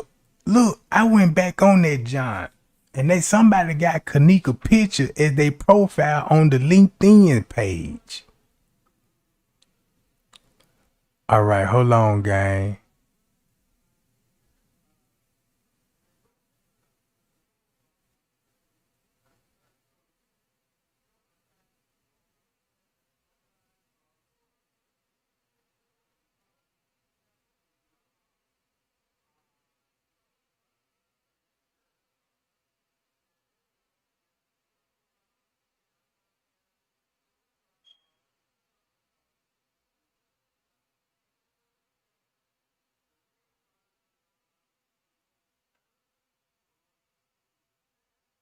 I think I'm getting close to it, gang.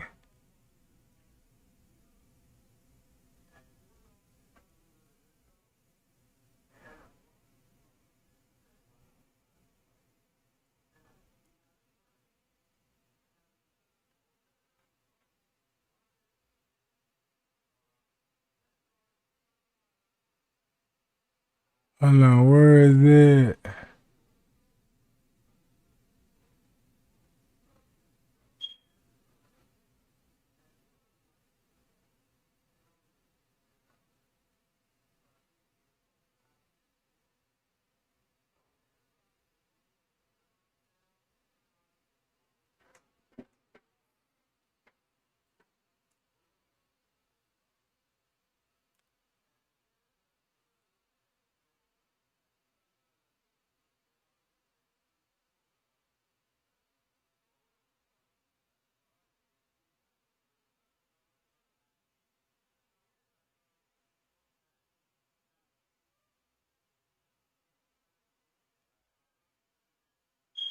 Now listen to Irene's story. Boom. And look, and she telling everybody she's still in communication with Leonora. Look, she's still in communication. She's still texting Leonora, right? No. She didn't even know Kenneka that long. You see what I'm saying? She didn't even know the girl no more than 2-3 years. So they really just ain't just got no strong relationship then. You see what I'm saying? Sometime like that. Have you ever seen which? See that? She can't even tell y'all you know what I'm saying, when she last saw the girl drunk. She can only remember, yeah, I saw her when she was drinking for her birthday. So they let you know Kenneka wasn't even drinking the way they want everybody to believe. You know what I'm saying? Don't y'all know, you know what I'm saying, man? They were telling us in the beginning, they try to make it look like Kenneka was just an alcoholic. Only alcoholic I seen was her mama. And I don't think Kenneka would drink like that. But I did hear, you know, some stories when they were like, hey, Kenneka done got drunk and, you know what I'm saying, they started throwing up and stuff. But it ain't like the girl was drinking every day. She even saying the same thing Killer saying. These people we know every day. These people spend the night with us and everything. So, bruh, this is what I got out the whole deal, right? Zack TV got something to do with this because he want to beat around the bush between 2 and 3 o'clock. Now, we already could speculate that, boom, all right, let's do this. Now, let's see, do we got this correct now? All right. Honestly, I believe something happened before the night. That's my honestly belief. But I'm going to just throw this narrative out there what Gina Mcgill got going on with the letter that I got going on and what with the footage got going on that explaining what's going on between 2 and 2:30, right? So check this out. They say Kenneka in the room. I know at 12 o'clock it's speculation of what's going on with Kenneka in the room. Because Franz K said that's when he saw her on the bed sleep. They said 12. All right. While she on the bed sleep, you got text messages on Kenneka phone. Know what I'm talking about? Texting her sister. So if that's true, Kenneka sleep and they will be texting on her phone while she sleep and drug, it would kind of make sense. That she probably wouldn't even see them on the phone texting. So boom. So they texted Leonora. They already talking about the girl already missing and you know what I'm saying and stuff like this. But how if she on the bed sleep at that time? And Fresh K claimed to see her in the room because that's when they was smoking weed and at the time. So now you got Leonora talking to Irene while Kenneka passed out on the bed, sleep, drunk and drugged it. Don't know what's going on with the whole hour or two later, but we already know that she supposed to be coming out the room at 2:30. So now we know at 1 something, they still with the same story. What happened? Yeah, all I just know she was left in the hallway and now we can't find her no more. Now that's at 1 o'clock. Now these the text messages at 1 something and at 12 something. Go to the police report. Guess what they said when Kenneka first arrived at the hotel? She met up with 2 people and was left in the hallway. Never said she went in the room or nothing. You see what I'm saying? But watch this. So boom, they in the room. Leonora got the scoop of what's going on in the room. So her and Miss Teresa gonna be informed of what's going on in the room. Now check this out. Now 2 something. Now she gonna be outside the room with staff member. Zack got an interview with another young lady and they said, Zack, we both know that she left with an employee. 2 main security guards. So now they go back to the 2 main security guards, Macho and Franz K. Franz K put himself in the room at 2 some. And where you think the other security guard gonna be at? So did they both leave out the room with her? And took her somewhere? You see what I'm saying? If Zack said, oh yeah, we both know this for a fact, and then you know you got everybody on different floors and everything, and then that girl is going through places that need to be accessed by security or maintenance. So boom, now she with style. They did what they did to her, dumped in the pool, staged the crime scene, and told everybody, look, take the fall. Let's go along with this plan because it's not true. It's not you gonna get locked up. You can let the public think that all you want, but you got to look in the court of law. We can't charge you with the crime. You know what I'm saying? So everybody gonna be like, yeah, we lifting her soul up and stuff, and you know what I'm saying? Yeah, she got what she deserved. She should have just took the D. And they like, yeah, but you did it though. You know what I'm saying? All it is. And then it's like everybody was taking the blame for the wrong thing. So boom, next thing you know, you got Miss Teresa calling at 2 some. Cause she gotta have, if she gotta know, if Kenneka in that room, Miss Teresa knows she gonna be a style member at 2 some. That's probably why she want them folks have it on record. I called about that camera at 2 some. Cause that's when they gonna be on the move in the hotel. So it's gonna be a camera gonna catch that at 2 some. Don't know which camera, but it's a camera at 2 some would have caught some. All right, boom. When Leonora first got there, The first thing she told Nora, my sister was here with one of your staff members. That was true. Risco jumped on the phone. Was like, look, she asking and telling us that she was with one of our staff members. I don't know what she talking about. Can you send somebody? Boom. They sent the police. Now look, I guess they weren't getting business like they wanted to. So Nora started telling, yeah, you know the hotel selling you know what and stuff. Then you got Zack TV. People saying he was there. King Rod saying he was there. And you see some of these footage you see some of these people on the footage. So boom. They did that to that girl in the cooler. Took her to another crime scene. Staged that. Told everybody this the agreement, this what we're gonna go on. And Miss Teresa could have came up there and knew who killed her and was like, man, look, y'all got to give me some, and could have just sold out. Look, Teresa, we'll give you whatever you want. Please don't file these charges. This is a better way we can do this. So you know they're gonna try to agree with Miss Teresa. Check this out. How many phone calls Miss Teresa got from the hotel begging and pleading with her? Cause all that's gonna be on file, text messages, you know what I'm saying? Emails, you know what I'm saying? It's gonna be a lot of communication. Her police department. I wish I was on the law enforcement team so I could subpoena all these records just to see if those records would exist. Just to see if those records exist.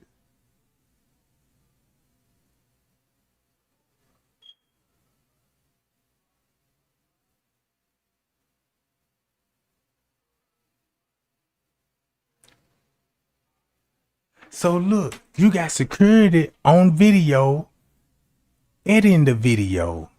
And he gonna be editing the video around about the same time all this going on. So everybody gonna be busy at that point. And doing something in the hotel, you got all the cameras off in the hotel. Ain't nothing being recorded, really, round about that time. So you just can't go along with the statement when everybody talking about they was in the room at this time partnering, drinking and smoking weed. You know what I'm saying? I refuse to believe that, bruh. Everybody was out here roaming the hallway. Because the footage is not going to show you that because it's time skip.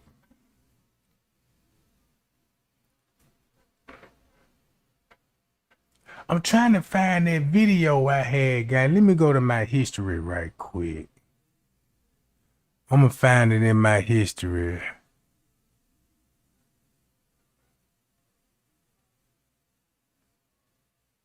Right here. Think about the time, gang. I grew up always on the bigger side as a kid. I was always slightly thicker. Now look. Check this out. Watch the time. That's the only thing that matter is the time right now. Everything what I was telling y'all, look, police talking about they was here September the 9th. Look what they starting off. Around 3:05 a.m. September the 9th. 9th floor.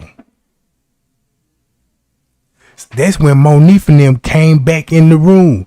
That's when they came back from the room and French K got the call, come to the pool. So you got Dion, T.Y. already the $200 for me and told me that they wasn't going to do nothing to my friend. So now look at it. Just say Monifa didn't even know what was going on. And they came to her and just to get Monifa out the picture. Well, Monifa go $200, you know what I'm saying? Let me holler at Kenneka right quick. Yeah, look, well, you know what I'm saying? What's up? So, boom, you got Dion and T.Y. So they got to, you know what I'm saying? So now look. He go out to the parking lot. And remind y'all, Miss Teresa had to talk to somebody at the front desk to get to. Now they saying this at 3:45. Now look what everybody will be doing at 3:45. Now look, y'all want to know how MTV slipped up real bad? Cause why? This how nobody ain't paying attention. Cause if you tell everybody Kenneka was walking down this hallway at 3:31, Look at 10, 15 minutes later. You got this going on. Pow. You see that gang? Look.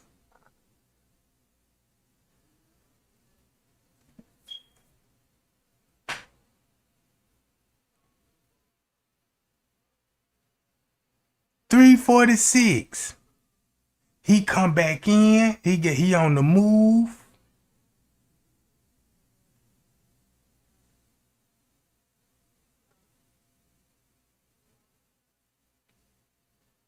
They go the dude that Gina Mcgill was telling about, Zack TV. The dude with the red stripy shirt. Boom.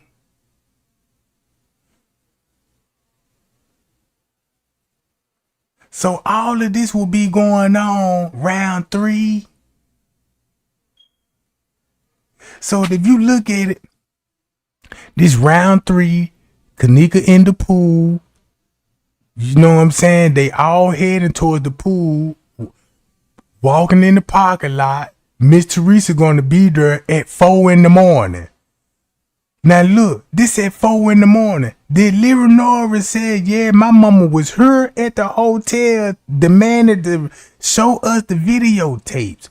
So now look, if Miss Teresa made a post and said they was cleaning out the pool between the hours of 3 and 4 o'clock, that's when the cover up started it. She just revealed what a real true crime scene was, bruh.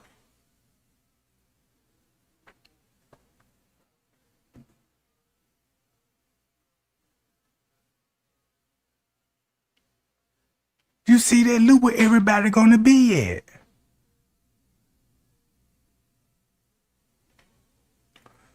By the pool area and in the Caddyshack restaurant at 3 and 4 in the morning.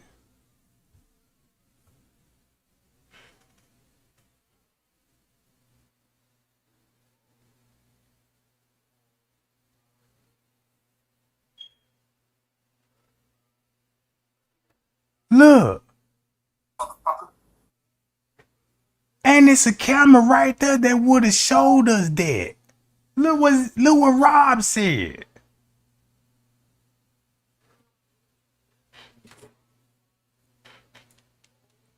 Watch what King Rob said at the time.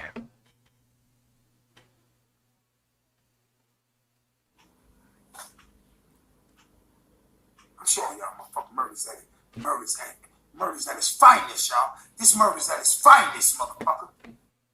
See that? Man, King Rob saying, man, that's when they were murdering her then.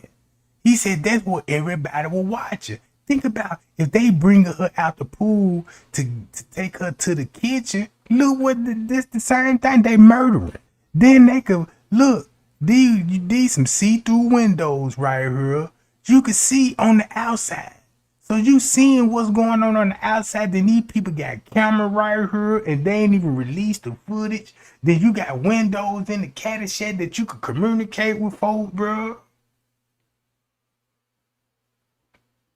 You know what I'm saying? Zack said they were really beating the girl up right here. If King Rod says they were beating her up right here, that's how she ended up with the dirt on, because they were throwing her in the flower bed. And that's where she lost her shoes at. And he said, boom. He said, boom. What else he said? He said after that, what did he do after that? That's when the killer, he said the killers was calling them on the phone and was telling them what to do. So if all that was going on, Miss Teresa will be right there with everybody. She will be right there with everybody, bro. At 4 in the morning. Anyway, so now we got her in the kitchen. She walks in the kitchen. Now look, y'all remember this video right here? Now y'all finna understand the text messages. Now, cause he the one that put me on game who was the real person behind those text messages. You see what I'm saying? Look. She lost herself in this damn freezer. She hella dirty and shit. What you do, crawl there? Huh? She crawled into the motherfucking kitchen? Do they think that's what happened now? Or no. Maybe she did the worm or the centipede. All the way into the kitchen. Come on, man. We all know they ain't it, right? Alright, so listen. Here's how it really is. This is how it really went down. And to make you think about it, since we talking about polices in New York and stuff, I want to know, is this a police? You see what I'm saying? It makes you, cause this a white dude trying to sound black. Got a voice, look, he got a voice overlay. You know what I'm talking about? So how we know this ain't even the police? That chick was dead before she got there. Those text messages, they try and tell everybody a little bit about what's going on. Alright, now, later on, like, I don't know, like 4, 6 in the morning, some weird shit. Now you see that? Look at this. What he, come on, man. Look, she gets a text that says, like, let a hoe be a hoe. Could trying to hate or some shit, right? And then, after that, she said some shit like, we can't find Kenneka. Like, what do you mean can't find Kenneka? I don't know where Kenneka is. Look how the other people pointing at 4 o'clock, bruh. This is another YouTuber who putting that information together, and I believe he worked there. Cause y'all know DG3, he the one that got everybody personal information that work at the hotel and was showing everybody.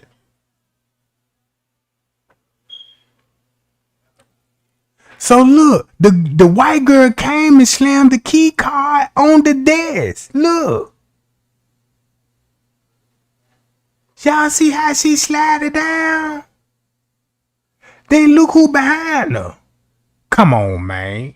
And watch how he finna slick grab that jump when she leave. Watch how he gonna try to. You see that? Now by her laying that key card down there like that, bruh. Come on, man. And she just came from the pool Trying to create area. a relationship is crucial. We all know that one person that sounds extremely boring and a little too serious.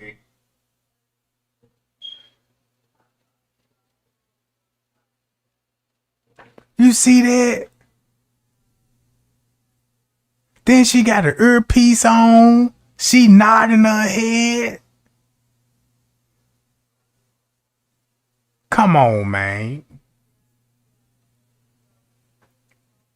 So this will be going on at 4 in the morning if Miss Teresa will be up there talking about they cleaning out the pool. And guess what she gonna have to be at to see it? At the garden patio.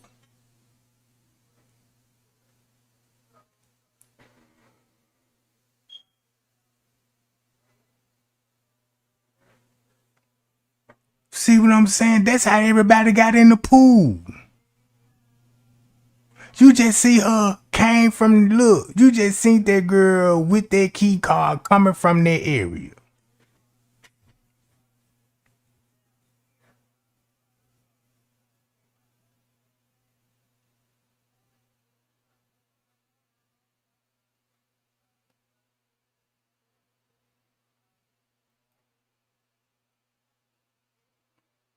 Hi y'all, man, thumb your boy up, gang, thumb your boy up.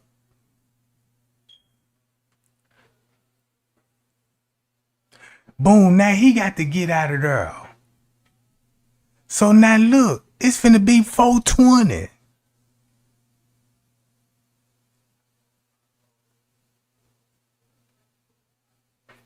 See that? Now, oh man. And y'all mean to tell me you still don't want to know why that lady said it was a girl with a white t-shirt on and some black pants? She had a knife in her hand, and nobody not concerned about that right now. Nobody don't want to touch on that subject right now.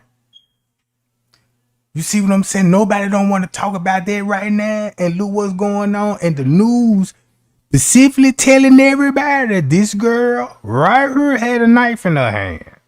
And she on video.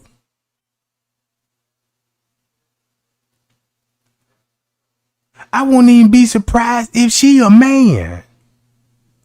She could be straight up drag queen, bro. Don't even know it.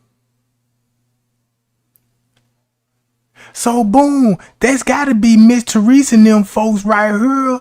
Or somebody know Miss Teresa. Cause you know what I'm saying? It was only one person that came up to that hotel.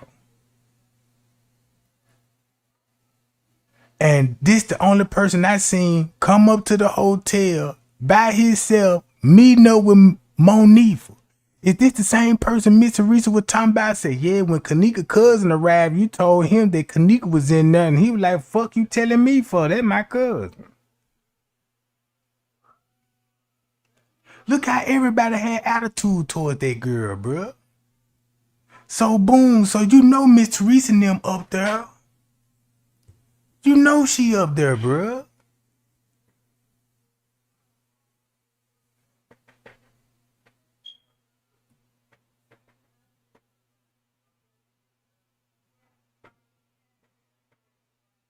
Now that's Monifa jacket. But when you see her on video, she don't even got buttons. She don't even got buttons on her clothes, bruh.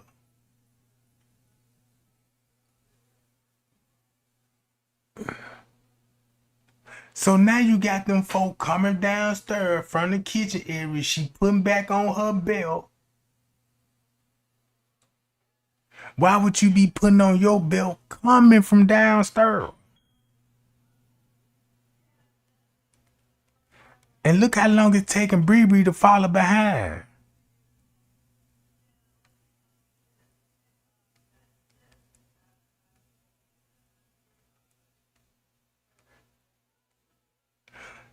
So now look, they went back there, but they all turned around. So I want to know why they turned around, because guess what they finna do?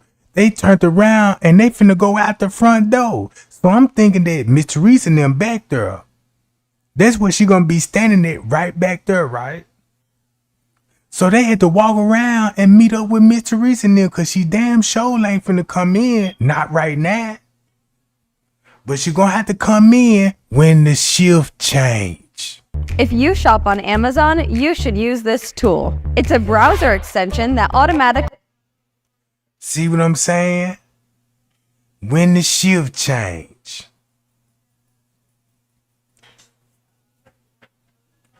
So why would you call the hotel talking about, look, I showed them the camera. They act like they ain't even know who my daughter was, and she never came in here. And she was like, oh, the first shift, they wouldn't have seen it. So if you knew the first shift wouldn't have seen it, then why you were pressing the first shift? It's like it was their fault. You see what I'm saying? It's like that lady knew she was doing this, like she was buying more time for the staff to play with the footage a little more. Cause to keep this in mind, they gonna have to take Miss Teresa off some of that footage too. You know what I'm saying? I don't care what nobody say, bro. Man, all them folk is in on this lick right here, bro. Everybody is all in on this lick.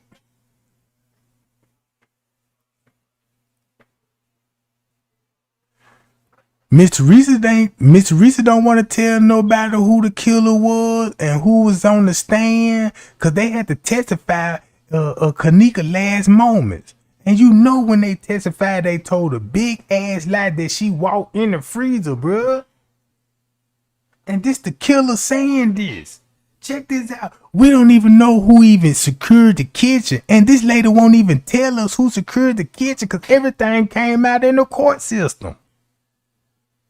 So why is this lady going to the certain screen to don't even want to expose who the devil was and who took her daughter's life, bruh? Cause now you got me thinking that the hotel actually took the life.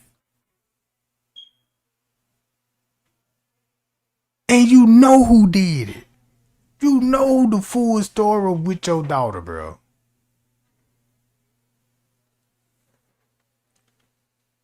And then that little move what her family members did by contacting me and giving me all those bogus receipts. Man, they should feel the same about themselves, bro. You know what I'm saying? That was the scrawl for me. Cause when I peeped the game, I'm like, oh man, these folks really tried to play me like that, bro. And I'm glad I didn't fall for it, cause bro, I would have put myself in some real hot mess.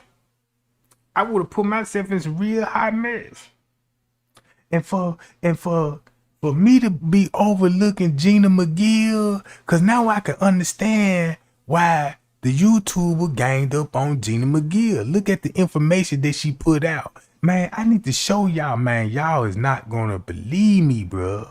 But man, I'm telling y'all, that cooler were we gave ourselves 1 year to get this dialed in, from idea to finish. Man, that ain't even it, man. I need my video, bro. I want my video there. Man, I believe Kenneka. Look, I believe something happened in that cooler upstairs by the loading dock, bro. It's a cooler by the loading dock.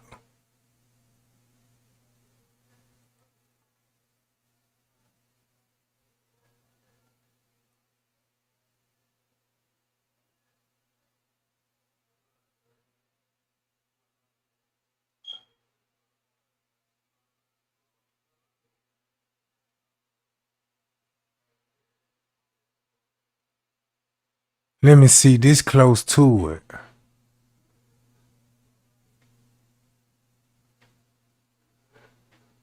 Right here. Bruh, look right here, gang. Look. If you go along with Macho's story, that's the cooler they gonna have to be in. Right here. Listen closely what I'm saying, gang. Look at this, right? Watch this. Tell me, do this make sense?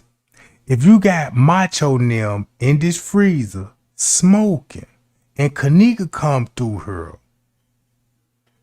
and something happened, do y'all remember when Straight Drop slipped up and told everybody Kenneka was killed by an ice machine? She was choked by a ice machine. But he said that was on the lower level. And he went to the certain extent to show y'all a video that it did show none of that. But I believe that actually happened. But right here in this area, if it did, because you got an ice machine right here by the cooler, it would make sense why you would have everything boarded off right here. Ain't this the same though? Right here, the lawyer said, peep the game. Peep game what the lawyer said.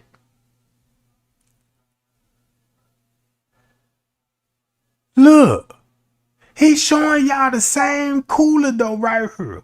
So if Macho and them was smoking weed in the coolers and they beat her up and threw her in the freezer,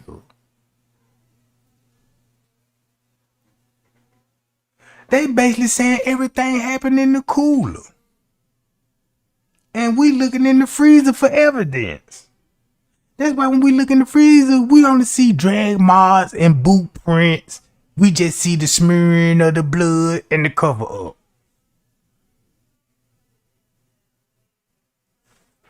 So if you got Macho letters saying if they gotta be right here smoking in this cooler. Straight Drop mentioned the ice machine. Here go an ice machine.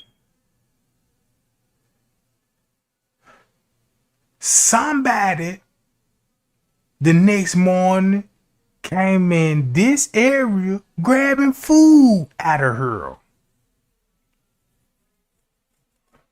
I'm literally seeing people grabbing trays, food carts. So,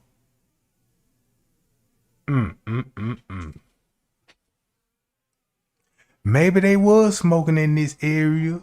Something happened by the ice machine. Boom. Then you got the loading dock right here. Hop in the skip away.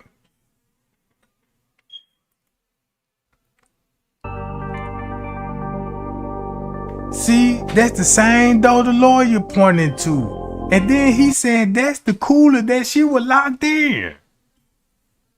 Ain't this funny? The lawyer said that was the cooler she was locked in. He said that's where they locked her in. They see they don't have latches on it. This have a button. You could just slightly push the button on this joint. And check this out. And if that's the case, I see why J Money would take that picture then. I see why J Money would take that picture of that particular cooler door. Cause he had to have some kind of knowledge about it. So they had to put up those wood doors. Cause look, just look at the crime scene. If something happened right here, it makes sense to drag a body, put that junk in there. Then you got to clean the body up, cause you know the body gonna be bleed. You know what I'm saying? So how you gonna prepare the body? You got to really wash her up good. You got to do her hair. You got to do everything again. So boom, they probably just need the pool and dump her in there just to get some of the DNA off, especially blood. Then she's still gonna be leaking.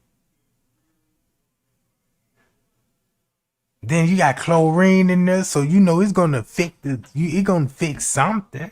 Regarding Kenneka are not entirely clear. That's primarily because there have been no adequate answers given for why or how Kenneka was. Now y'all see that? Now look, they even went to the stink to Photoshop the wall, bruh. Look. Why or how? See that?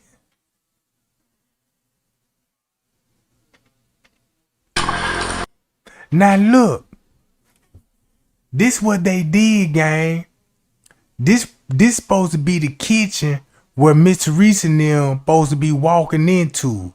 Y'all remember the detective supposed to be, look, the detective stopped her right here and gave her something right here on the camera. Right? But look, if she was facing this way, she would be facing the elevators.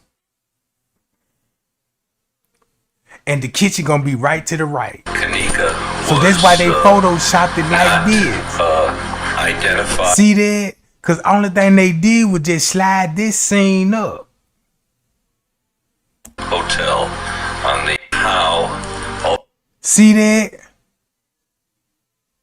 Now y'all remember when Straight Drop was trying to tell y'all about the ice machine that she was getting choked out? I don't believe it was on the lower level. You know what I'm saying? Cause you got an ice machine right here in the kitchen. Cause in the beginning, they were trying to tell y'all, look, don't y'all know in the beginning, they were trying to tell y'all she died downstairs in the kitchen, downstairs. Then you got Straight Drop telling you that the ice machine was downstairs in the kitchen, that she was getting choked out. But only ice machine that I know that's right by a freezer is the one upstairs, that the one they said she walked into. So listen to this. Where did they choke the girl out at? Because it wasn't in the room. You know what I'm saying? And it wasn't going to be in the pool area. Because when you look at the body in the freezer, the girl got her hand over her neck. Like she protecting herself. Although video surveillance cameras clearly indicate that Kenneka was wandering into an area under construction that had a operating. And I believe this where they were getting the food from. Out this freezer. Out this cooler right here. So they still had access to the kitchen, because you see employees, they came in this kitchen. Where they go get the food from? In the parking lot? Or the goddamn garbage? You got a kitchen back here with 3 coolers in it. And maybe 3 freezers.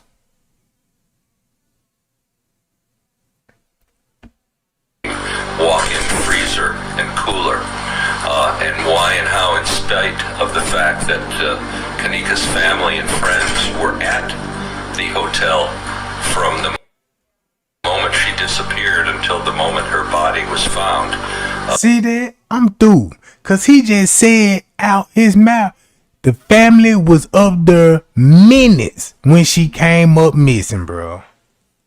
If that ain't enough evidence, when the lawyer said you was there, your own lawyer said you were there minutes, and the paperwork is shown in black and white that the lady was calling staff. Calling staff. So how can Miss Teresa say she wasn't there at 2 in the morning? She even slipped up on the Dr. Oz show, said, yeah, they called me a couple of times before 4:34. She even said that, bruh. Almost a full day later, more than a full day later, why this tragedy unfolded. Kenneka, as you know, came to the hotel as a guest in the early morning hours of September the 9th.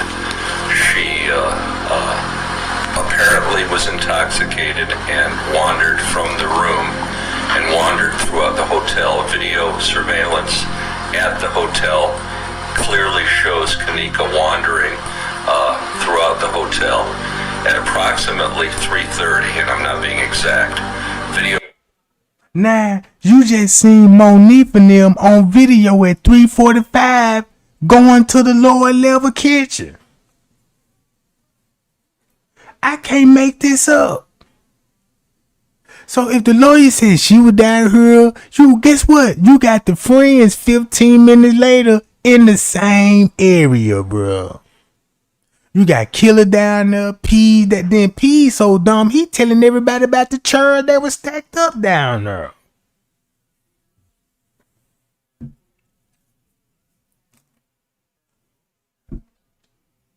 Man, this make me so mad because I got this lady at this hotel. I got full proof. I got proof of this, bro. Receipts that this lady was at that hotel. Just like what Rob and them said. Rob and them just said, yeah, Miss Teresa was at the hotel. Didn't even show no proof or no receipt. You see what I'm saying? Man, I believe everything them folks said about Miss Teresa, bro. Cause she acting the way she acting like it. Video surveillance shows her entering a kitchen area that's under construction. That's the Murray Brothers Caddy Shack restaurant that's now been open since that time. That kitchen, the door was unsecured. The walk-in freezer and refrigerator were obviously unlocked. And at some point, Kenneka walked into the freezer. The door closed behind her, and over a period of hours, she froze to death. What's very concerning is that we have evidence that at some point, because she was clearly on video surveillance, now watch this. He said they got evidence. We never saw it, but they saw it. Why can't see it? Why Miss Teresa can't show us? Cause they showing her last moment, right? And we should have a right to see her last moment. You see what I'm saying, bro? We've been down here for 6-7 years on this case, and we don't even deserve that, bro. You know what I'm saying? This case is really stressing me out, bro, cause this shit made me want to violate somebody's human rights around here, bro. Cause I feel like if you want to do Kenneka dirty, I do a motherfucker real dirty. I'ma start throwing some low balls in a minute, goddammit. I'm like, really? You going to court, you facing this person that you accuse of your daughter's death, but you refuse to tell in the public who is that person. Do you know that person publicly? Is one of those persons from the neighborhood that work for this Captain Security Company named Macho, aka Marco the Jones. You know what I'm saying?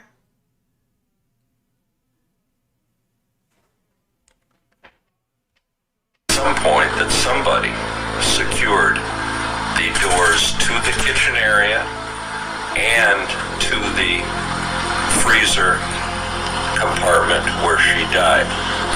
These photographs first of all show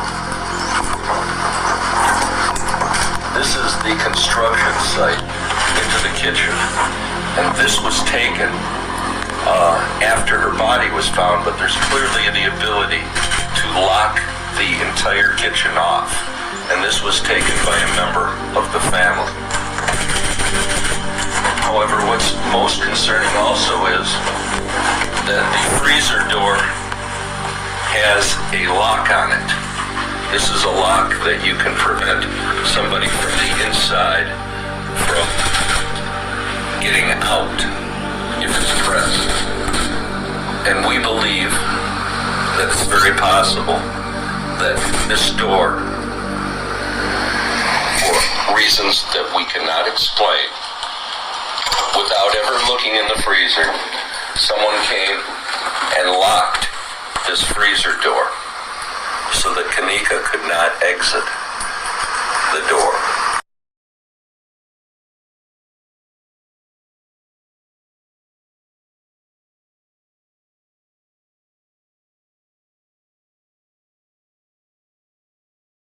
Swelling means there's blood and fluid getting stuck, and when your lymphatic system is clogged up, that's when inflammation occurs. This can even cause lymphedema. Fortunately, these Japanese doctors found that seniors who applied this secret Japanese. And look, that was the cold case about, that was the cold part about these people had Trey Gang blocking people. They had me blocking people because, you know, they had me thinking these people were ops, bruh. Man, they done got me too. And but how you think I feel about that, bruh? Look how many people that done reached out to me and I like, you blocked for life. And you know what I'm saying? I ain't did nothing but just push some of those people away, bruh. And then look, it was another YouTube lady on her. Her name was Goddess or something. I forgot her name. The way she was talking about Miss Teresa, I wouldn't even be surprised, goddammit, the shit that she was saying is true. You know what I'm saying? The stuff she was saying is true then.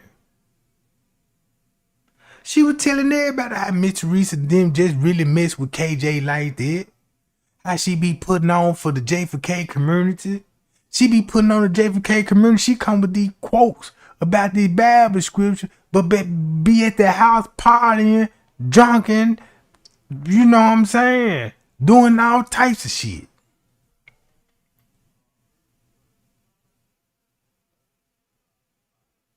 Man, look, I ain't know. Cause it's hard. Check this out. Man, don't y'all know, man, I had so many people reaching out to me, bruh. It got to a point that I ain't want to really rap with nobody. Cause I'm like, man, who I'ma trust, bruh? I got these people running game on me. You know what I'm saying? I see what they doing. You know what I'm saying? If they YouTube channel don't work, they ain't gonna do nothing but create another one and come off like if they just brand new to the case. And you know what I'm saying? Then I'm seeing these people, they be all in the comments.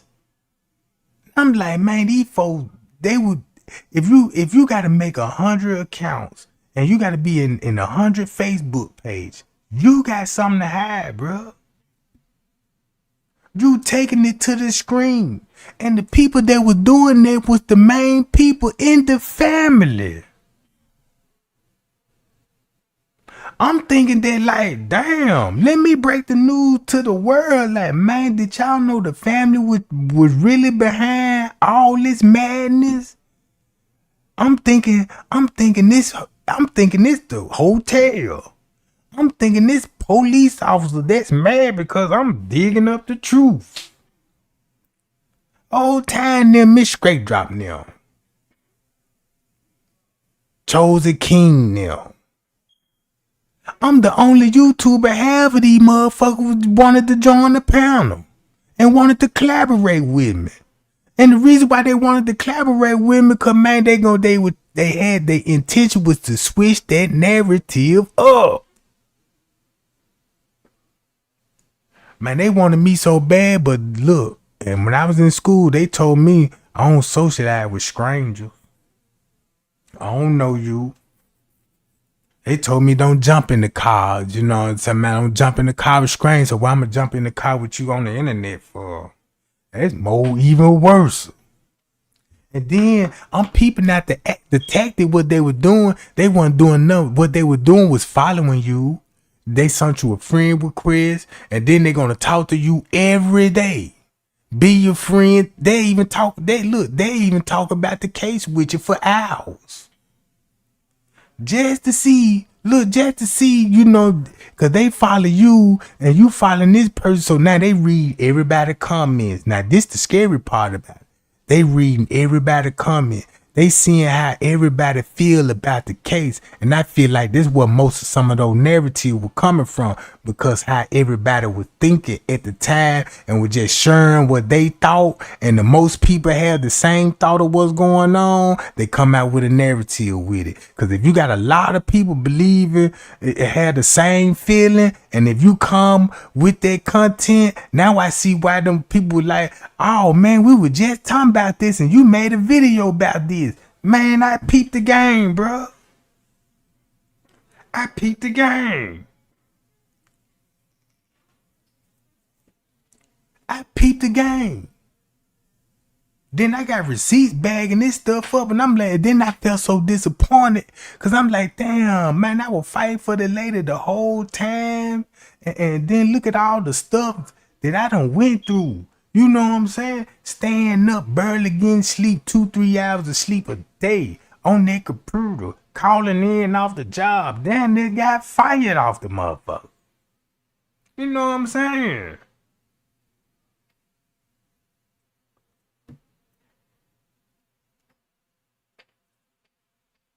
But yeah, I'm gonna play this video game. I'm gonna come back with my commentary and stuff. This is a video that I put together, so it should bring some kind of light. Cause all the videos that I watch, I remember my investigation. I know where everybody should be at round about a certain time when it comes to the footage.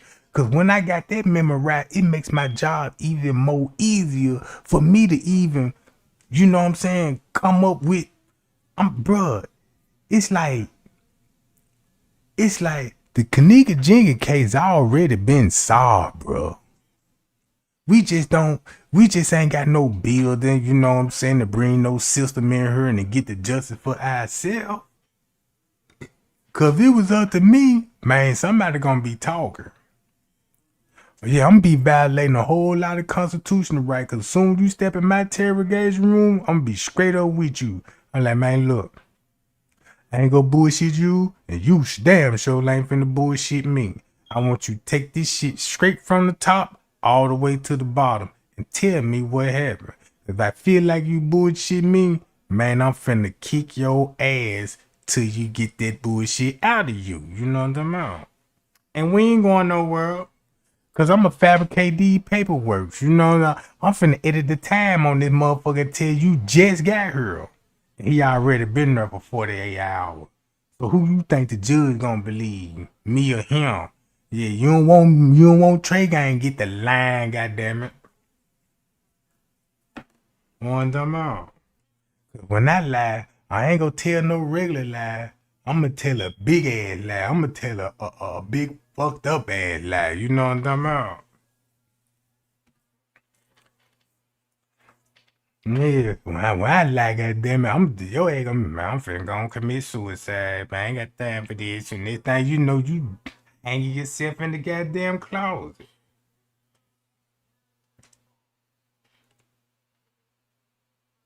But yeah, gang, check this out.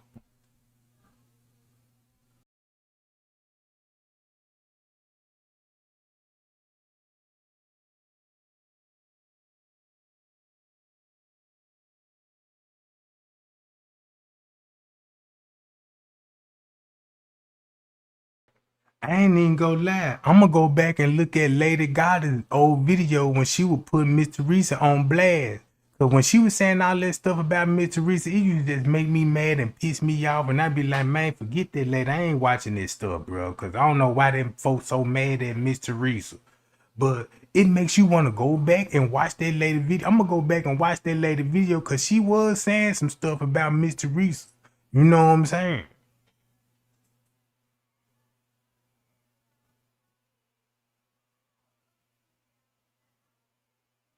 Yeah, look.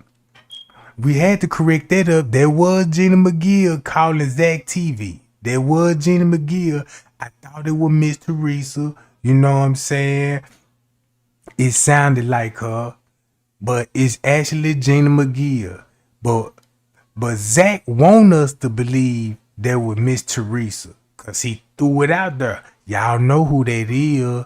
We ain't gonna say no name, but we all know who got a sister in Texas. But why he did that? That's what I want to know. Why would he throw dirt on Miss Teresa like that? That was like a betrayal, like he dry snitching on Miss Teresa, or he want Miss Teresa saying a certain thing to go with a certain narrative, so she didn't agree with it. He got somebody else to do it. Now, where you also said they even showed you the surveillance video camera outside of the hotel, so you see people who were at the party going in and out of there, right? Out of the parking lot. You even got that video too, right?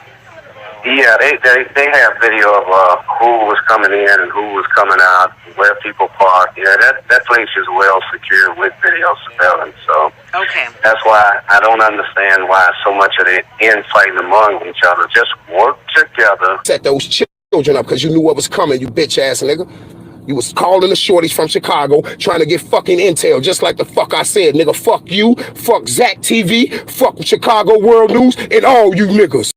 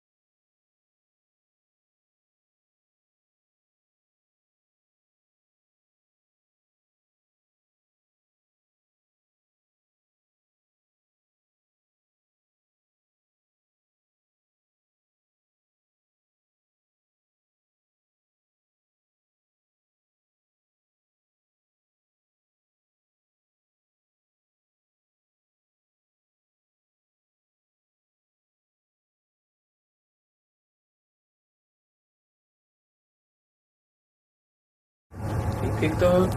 Whoa. So she like wasted now. Yeah, she on the bed sleep now. Now she sleep. She by my sister sleep. She fall right into the lamp.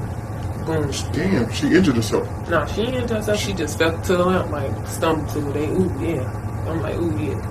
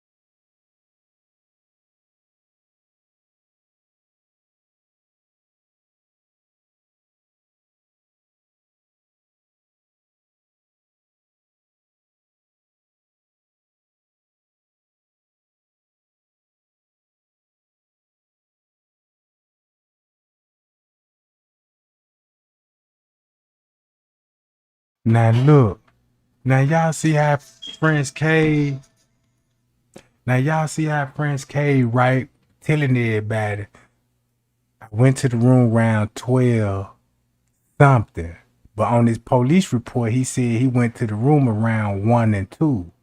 So we just gonna say around 12 on the police report too, because 2 hours later, that's when you gonna see him at 3 o'clock walking back with Monifa and them. Cause around 12 o'clock he went up to the room, did what he did in the room, went back to the front desk, and then went back up there at 2:30. And that's when he came missing at 2:30 for 30 minutes. And that's why they said this. And keep this in mind, Miss Teresa calling the hotel at this time. Not only at this time, but look, like right here, if you, just like I told y'all, if he was in the room at 12 seen her sleep, smoking and drinking with them, and then he leaves. He go back to the front desk, chill for a moment, then he go back at 2:30. So 2 hours later, gonna add up at 3 o'clock. And that's when you gonna see him walking with 3 girls, Bree, Shamaya, and Monifa in the hallway. So when you go to Prince K letter where he wrote Trey Gang, that's why he gonna tell you, I went in the room at 12 something and skip everything else and say, yeah, I don't know where to start. Maybe an hour to it later. So he done stretched that 30 minutes out to 2 hours later. But he really still talking about the 30 minutes that when he came up missing. Because when he left out the room, he had to leave out the room with them folks at some point of time. Because you got Zack saying, look, y'all left with her. It was 2 of y'all, 2 security guards. And we leave out the room with her. In so many words, the statements can't support that. Because Prince K admitted that he was there at that time when the crime was being committed. So Prince K got caught up in his lies.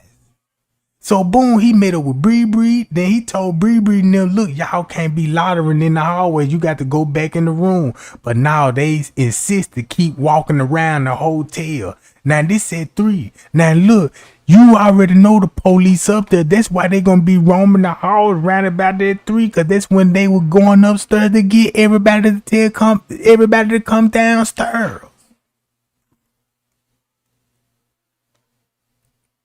Know what I'm saying?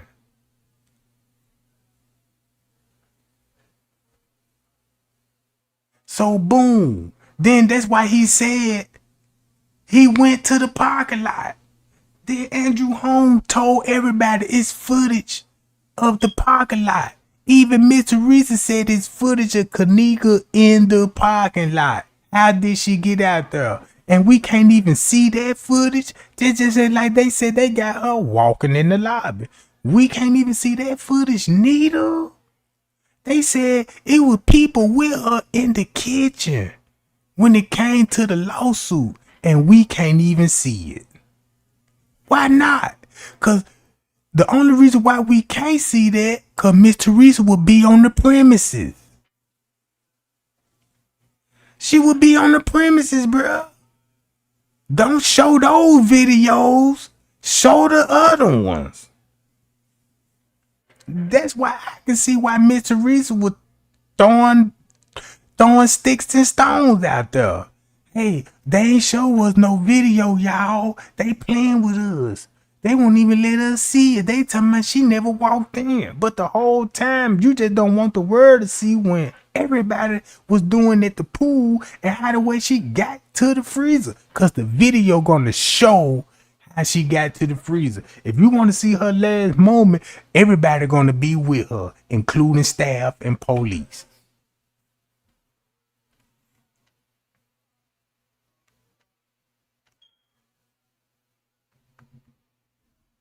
I got this peachy butt in just a few weeks in just 7 minutes a day of SIT training. Wow. Hey, how's it going?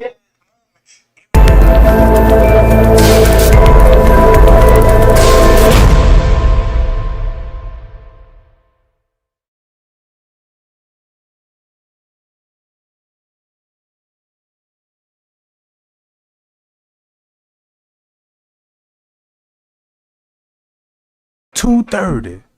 He already had multiple notifications at 2:30. So that let you know who notified him. We know the staff did. And Miss Teresa notified him too, because they said she called. So she notified the security about Kenneka's situation.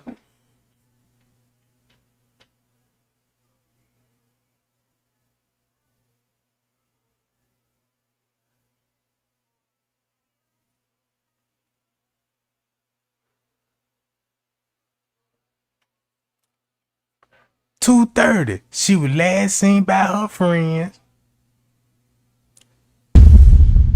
2 friends went back inside for a short controversy. That's when the guys in the hoodie grabbed Kenneka, pulled her in the elevator. What if that story was made up? What if the security guard was the one that she left with? Cause Zack did say it's surveillance footage on the 9th floor that showed Kenneka was encountered by a hotel and staff. And they said this in the beginning that she walked by staff member on her way to the lobby. And we can't see that footage neither. Look, Miss Teresa even admit that it is camera when you gets on and off the elevators.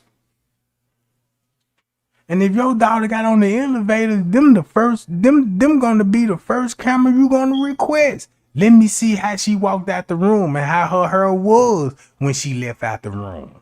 And who she left out the room with. I believe she left with a staff member. I just want to see the footage just to make sure that she didn't leave with no staff member. So boom. He said he returned downstairs and told Risco and them they friend was missing on the inside of the hotel, and Risco radio Lenny, and Lenny didn't respond, and Risco was looking very nervous. Now this round 2 something in the morning, going on 3. I reviewed the monitor, saw her getting off on the 11th floor. The guys in the hoodie, they went all in the cross-dressing room before the camera was turned off.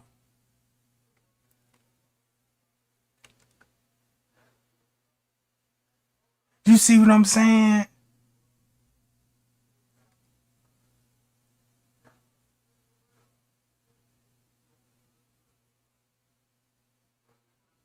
So while he was pacing at the desk,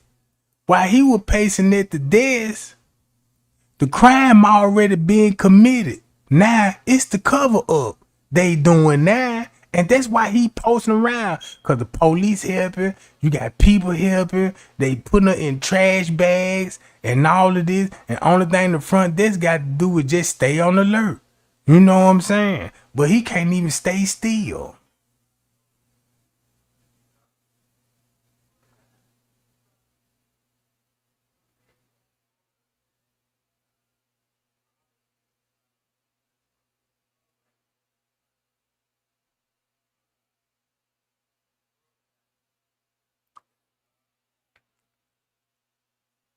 Then they said she talked to somebody and she talked to a security guard.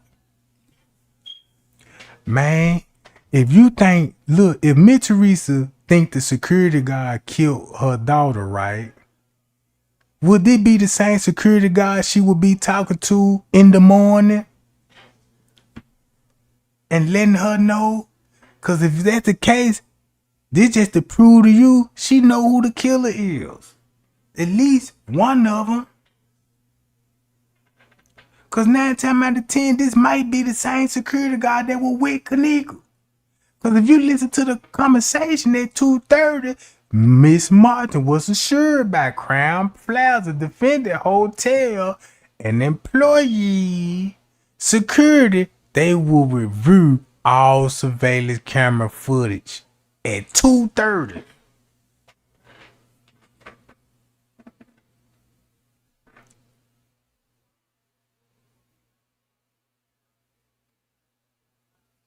Know what I'm saying?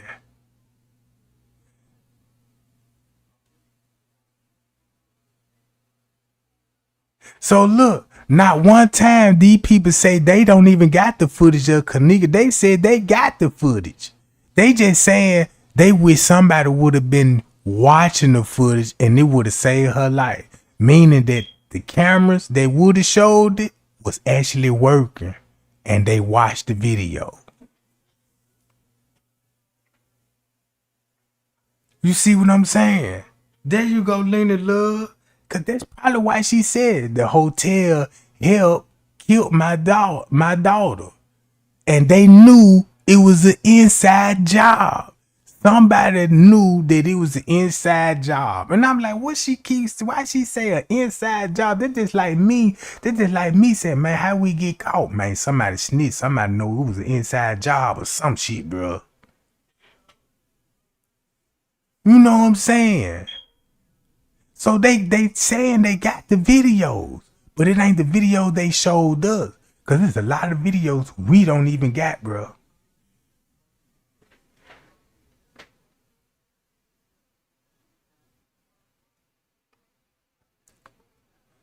Then he talking about when he was looking at the cameras, he ran upstairs to go hunt for her. That was a lie. Cause round about that time, if he was running, he was going to that pool area.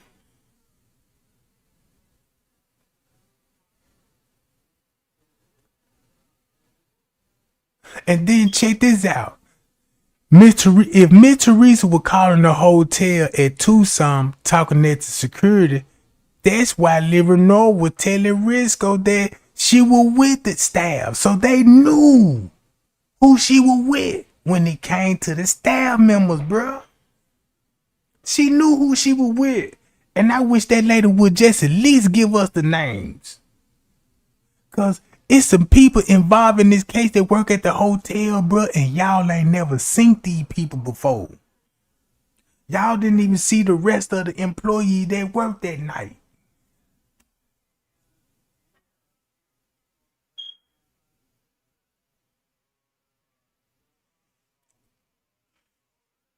Last seen back on the elevator, 9th floor, where camera was installed and properly in use. Meantime, between time, she liked the little nigga. Now this is when everything goes left. Old girl leaving and shit. The best friend, like, the niggas is in the, now the niggas done went to the hallway. Now they in the hallway discussing. Everybody else in the hotel room minding their business. The vibe dead. Cause you know, everybody be feeling awkward when there's little side ass shit going on. So it is that easy to make good beats with this kid.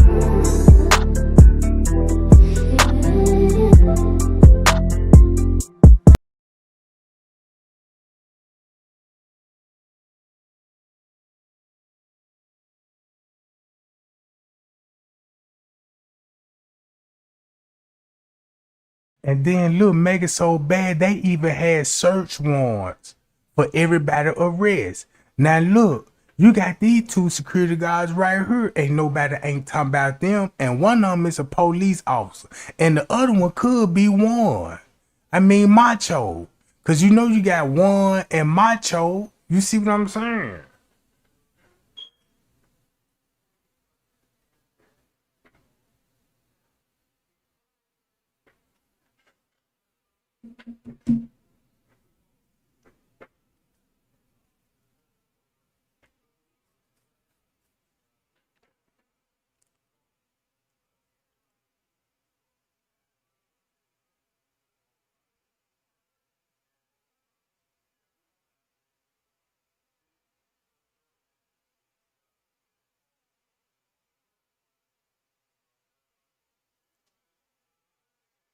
Now, y'all never seen the elevator's indicators, the lights on the wall.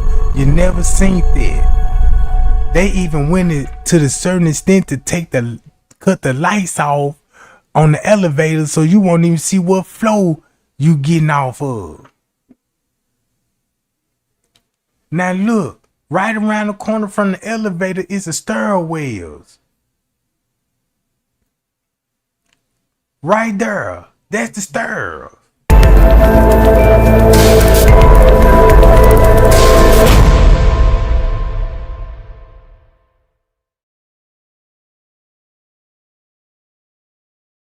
Now that white girl had to come out that ballroom through this ramp door with that key card and unlock that pool area and jar the door open. That's how they gonna get in the pool, and somebody could come down from the room downstairs without being seen on the camera, come from the stairwell to the pool and let people in the pool. You see what I'm saying?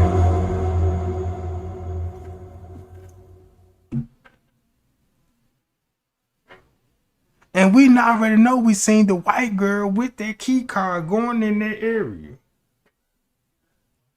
Cause if you want to know who was in that pool area last, you got to see who was last in that area with a key card. And happening, you got a key card in that area, in the pool area, between the hours of 3 and 4 o'clock.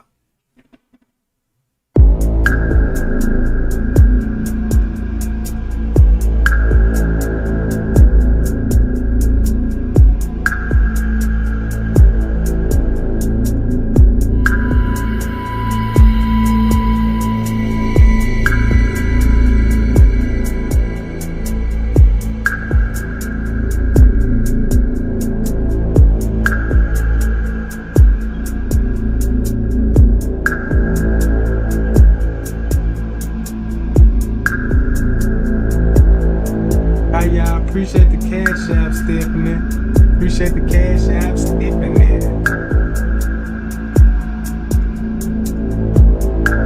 So now look, if Macho telling French K how she was beating up in the pool, why is a statement that Macho was beating her up in the pool? I mean, in the freezer area, in the cooler area. You see what I'm saying, gang?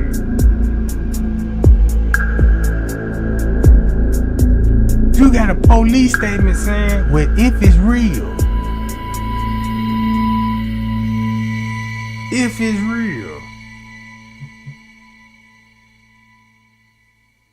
So that mean Macho would be lying about what happened to her in the pool, and he would do it.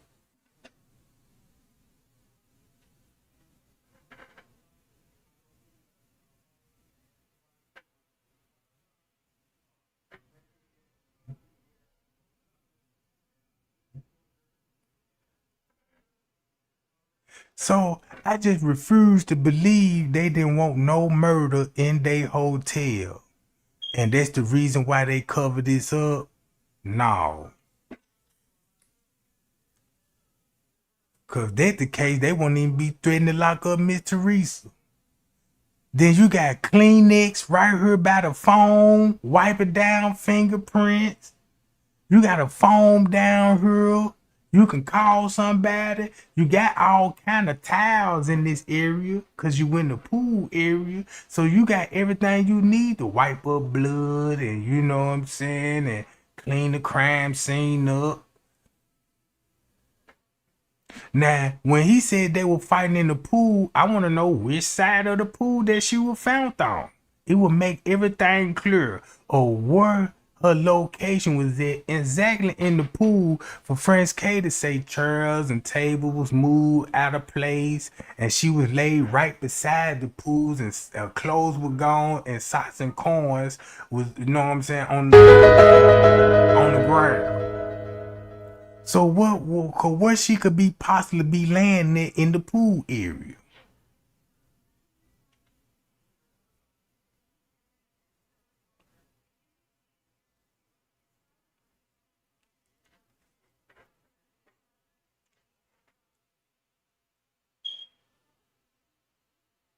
So while this going on, a murder could be actually being committed.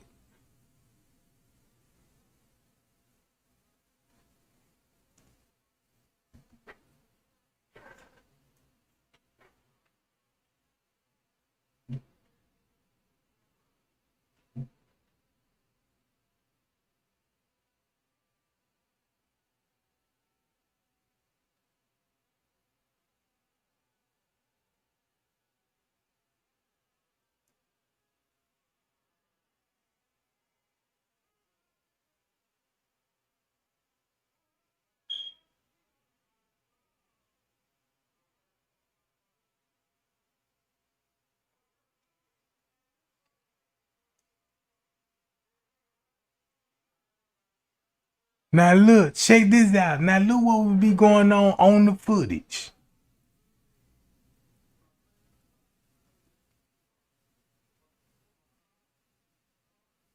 I really want to know who he is.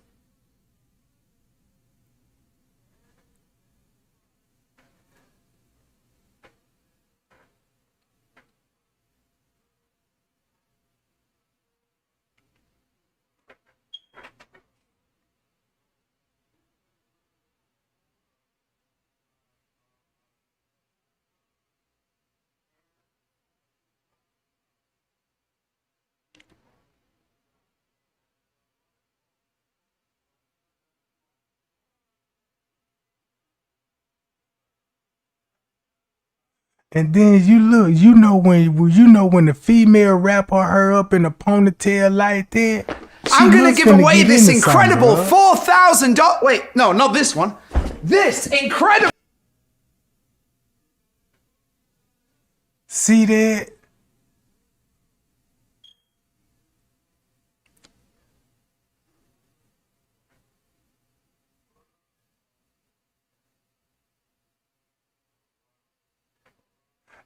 If I said this a long time ago in the middle of my video, look, boom, and there you go.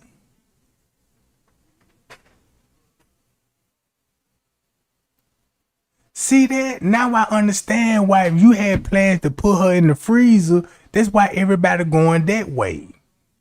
Because everybody got knowledge like, man, we got to put her in the freezer.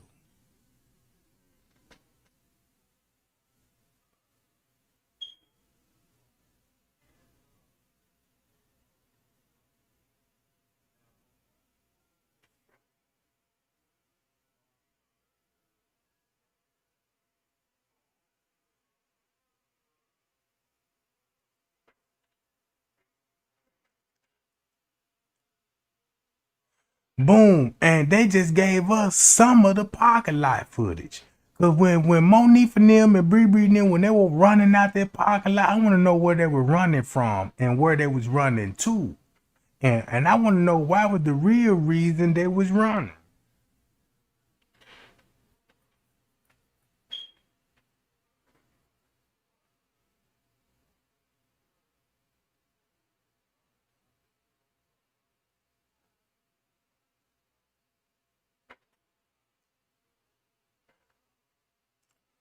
I'm gonna tell you one thing, Monique for her one never done. So the mother female, yeah, they look like they had their hair, you know, in the way for a quick redo, but not Monique. Hell no. Man, that lady didn't even own a wish wig when Kenneka was still alive, cause her hair was nappy. She didn't even have a perm. She looked like she was straight out the Amazon jungle, Jack. That's how nappy her hair was. I'm like, wait a minute, she more African than us. I want to know who her daddy is. Bishop Tudu, goddamn it. You know what I'm talking about? But yeah, Monifa looked like, you know what I'm saying, she wasn't civilized yet. She was still living in the woods, in the jungles, and you know what I'm talking about.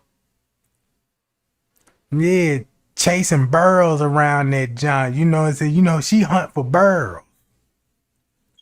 You know, that's her diet. She eat grizzly burros. You know what I'm talking about?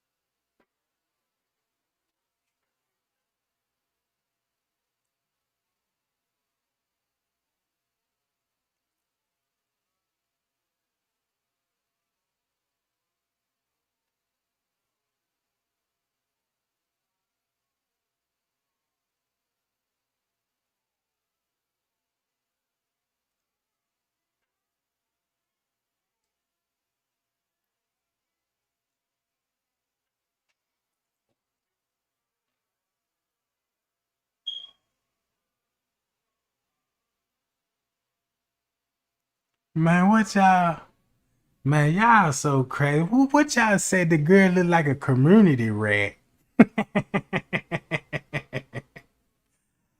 Y'all crazy as hell, bruh.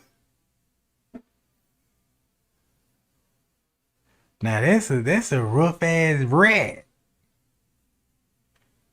That's worse than a field rat.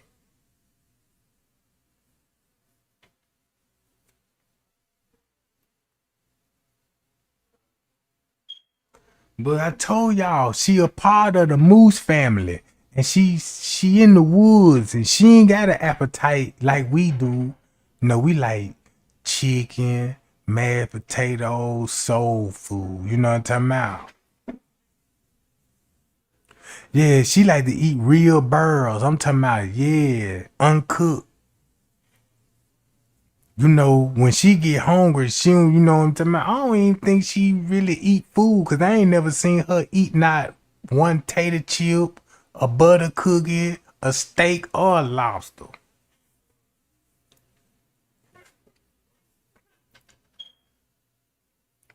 You know, when you go to the grocery store, you got to feed her a whole goddamn a raw turkey.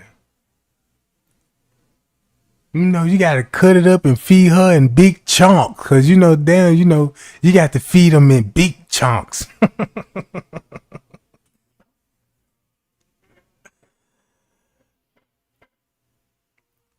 Yeah, I think I seen Monifa on the Discovery Channel one Saturday morning. They were talking about the Moose family. Y'all know they like to talk about their meerkats.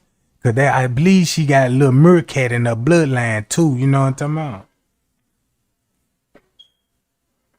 Yeah, so they had a little meerkat. We're talking about the family. Like, yeah, you know they get hungry bright early in the morning. That's when they get the hunting. You know what I'm saying? Hyenas and shit. You know what I'm talking about? So yeah, I like to go to the grocery store and pay for my food. I don't want to end up in a jungle with no goddamn knife, no nothing, no hunting, no weapons. And you mean tell me I got to kill this burr with my bite? I grew up No, I'm always talking on the about, bigger. man, they said, man, Monifa, goddamn it, bite pressure, goddamn it, 438,000 pounds of pressure. You know what I'm talking about? Man, they said you could put a brick in her mouth and she could just clamp down on it and it'll just crumble. You know what I'm talking about? Side as a kid. I was always slightly thicker. What you got? The team gets a potential lead. But I don't know, gang. I believe they bought Monifa from the zoo. They went to Chicago Zoo. You know, now first they went to the Chicago Cubs, the baseball team. Like, y'all got some more Cubs? They were like, nah, we ain't got no more. You know what I'm talking about? So they went to the zoo and they see Monifa in there. That when she like about 2 years old. She ain't even grow her hair yet. So yeah, she ain't got no hair on her forearms, on her knuckles, and on the back of her neck. She smooth like a baby now. You know what I'm talking about? Cause you know when you get up to like 28 months or something, that's when you start growing your fur back. And this when all her senses come in that she look, her first words weren't mama or dad, you know what I'm talking about? That bitch roar like a lion in the morning, you know what I'm talking about? That bitch get up, roar, scratching this shit, you know what I'm talking about? But yeah, gang, I'ma tell y'all, I'ma fire these suckers up till I find out the truth. You know what I'm saying? Cause they already got enough evidence on these bouncers that these bouncers got something to do with it. You know what I'm talking about? No, I'm just, you know what I'm saying? I'm just mad at Monifa, bro. Cause she need to go on and tell us. She need to go on and tell us. I want to know the truth. And this all I want to know, shit, what you know what I'm talking about?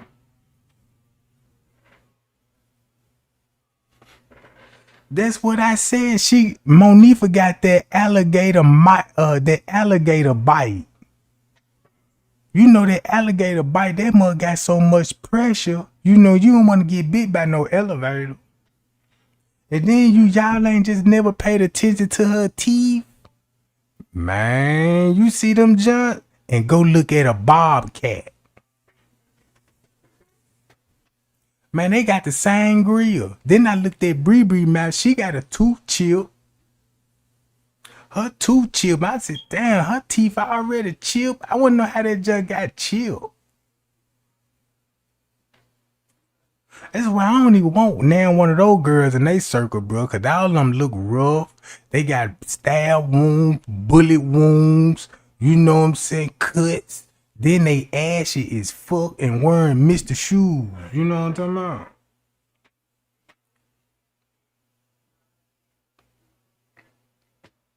No, look, they said there was Monifa on the Lion King. She the one, she was playing Mufasa, goddammit. Go watch Lion King again and go look up Mufasa character. That was her, bro.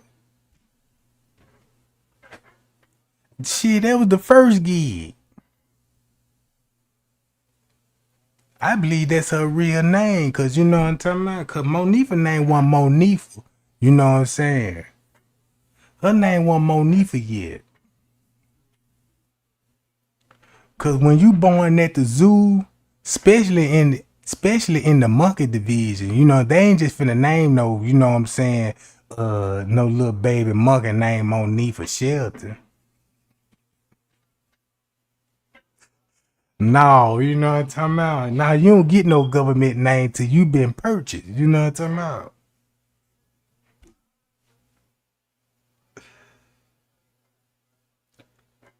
But yeah, gang, I'm gonna get on up out this junk, gang. I had fun with y'all. I just like to be snitching on these folks' ass and get these folks' ass in trouble. Cause I always get in trouble. And it's somebody else's turn, goddamn. Cause I already got my shit together.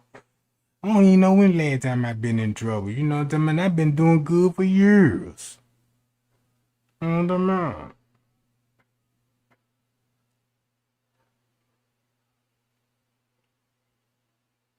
Yeah, cause I'm tired of Miss Teresa always talking about the devil. She say everything else about Crown Plaza. Don't you know Crown Plaza got names of employees or human beings that was accused of murdering your daughter? Why you still calling these people Crown Plaza? Yes, Crown Plaza. Tell me this, cause when you shooting it at the word Crown Plaza, you really ain't preferring it to nobody but a building, a company. You see what I'm saying? You see what I'm saying?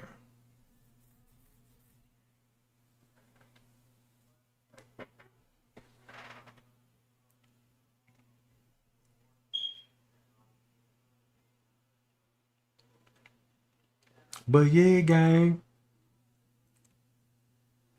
I might go back live later on tonight to hang out with y'all. I might.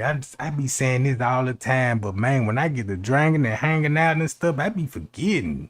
I'm like, no, I'm too drunk and I don't want to go live intoxicated. Cause that's when I be in my you know what I'm saying? And I don't be want to be nobody get offended or nothing, you know what I'm saying? Cause that's when I be really shedding light on your ass, you know what I'm saying? Cause man, the stuff I go through, man, I need a drink. Boy, let me tell you. Man, y'all know Drake ain't be going through some things behind the scene, but I be just trying to play cool and, you know what I'm saying, to stay strong and stuff, you know what I'm talking about? Yeah, yeah. But what y'all saying, though? Yeah. Then, you know what I'm saying? I'm looking at all these folk. King Rob. I'm like, man, him? I'm like, how he just well, I could see he got some money. I don't even think King Rob just really got money like that. Cause he wasn't flashing bread and money before the Kenneka Jenkins case. He was just hanging around niggas and shit. You know what I'm saying? And this nigga work at a used car lot. You know what I'm saying? I need to see what kind of car lot he own. Now I just need to go and see the establishment. Know what I'm talking about?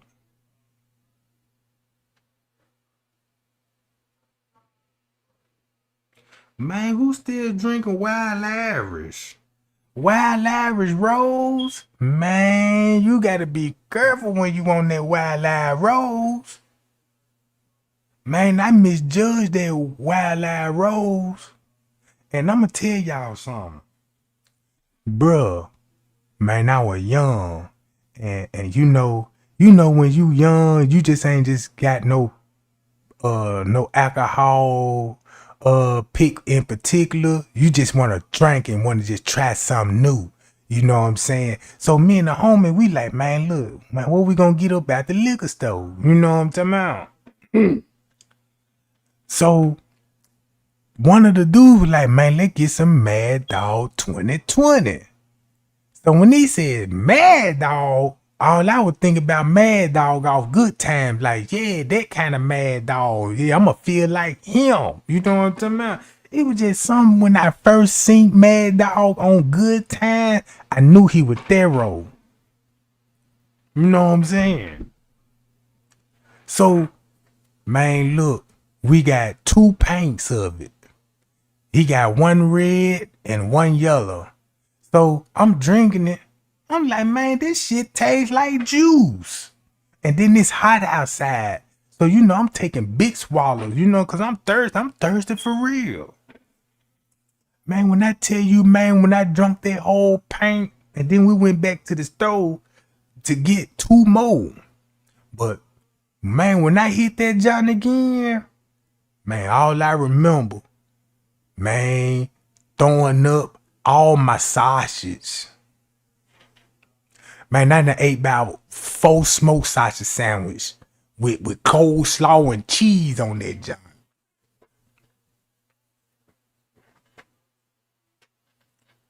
Bruh, all that came back up. Man, then I'm drunk. Then that shit had me want to fight. I'm cussing. You know what I'm talking about? They like, man, calm down. I'm trying to fight everybody. Can't even stand up. Embarrassing myself. You see what I'm saying? Then look, I wake up in the morning. I'm on my nigga couch. Look, I'm on my nigga couch, bro. Don't even know what happened. The police been to the house. Look, the police done been to the house because my pockets were turned inside and out. And all my identification was laying on top of me. You know what I'm saying? Because when I wake up, I was in the house all by myself. I'm like, man, what? I done been robbed? Man, I'm finna kill everybody in the house. So I'm like, ain't nobody here. So I go outside and there's those neighbors like, ooh, man, y'all were cutting up last night. And I'm like, what you talking about? He said, boy, y'all were acting no fool. Man, you was up there trying to fight this nigga, and your nigga was trying to calm you down, and then he get into it with another nigga, and then they got discovered that his girl helped jump in, and it was a big ass brawl. You know what I'm saying? And I'm like, what? He was like, yeah. And you was in, he was like, man, then you had went in the house because it had died down just a little bit, but it picked back up. And they said, man, everybody fighting again and everybody got locked up. and the police come back in the house and lock the door. They see me in there, you know, so they were like, let me check his ass. So, yeah. So, look. You know, they was in jail for about a month or down there on $100 bond. Couldn't even make that jump. I'm like, damn, y'all still ain't getting out yet. Man, we got to go to court next month. I'm like, damn, that motherfucker ain't nothing but $100. You just need 30. You ain't got nobody you want me to call? Like, no. I'm like, damn, you really burnt your bridges. I'm like, shit, you burnt your bridge. It's only a matter of time you finna burn your bridges with me.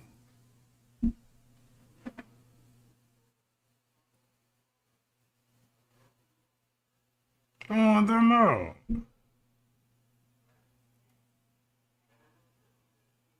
Man, that's what I said. France K need to hop in that chat again. Cause the way he, you know what I'm saying, the way he came to me, you know, I appreciated what he did, but he could have came and present himself more better than me and just at least talk and rap with me sometime. You know what I'm talking about? Man, let me hear your voice, nigga. You know what I'm talking about? Let me know that you authentic.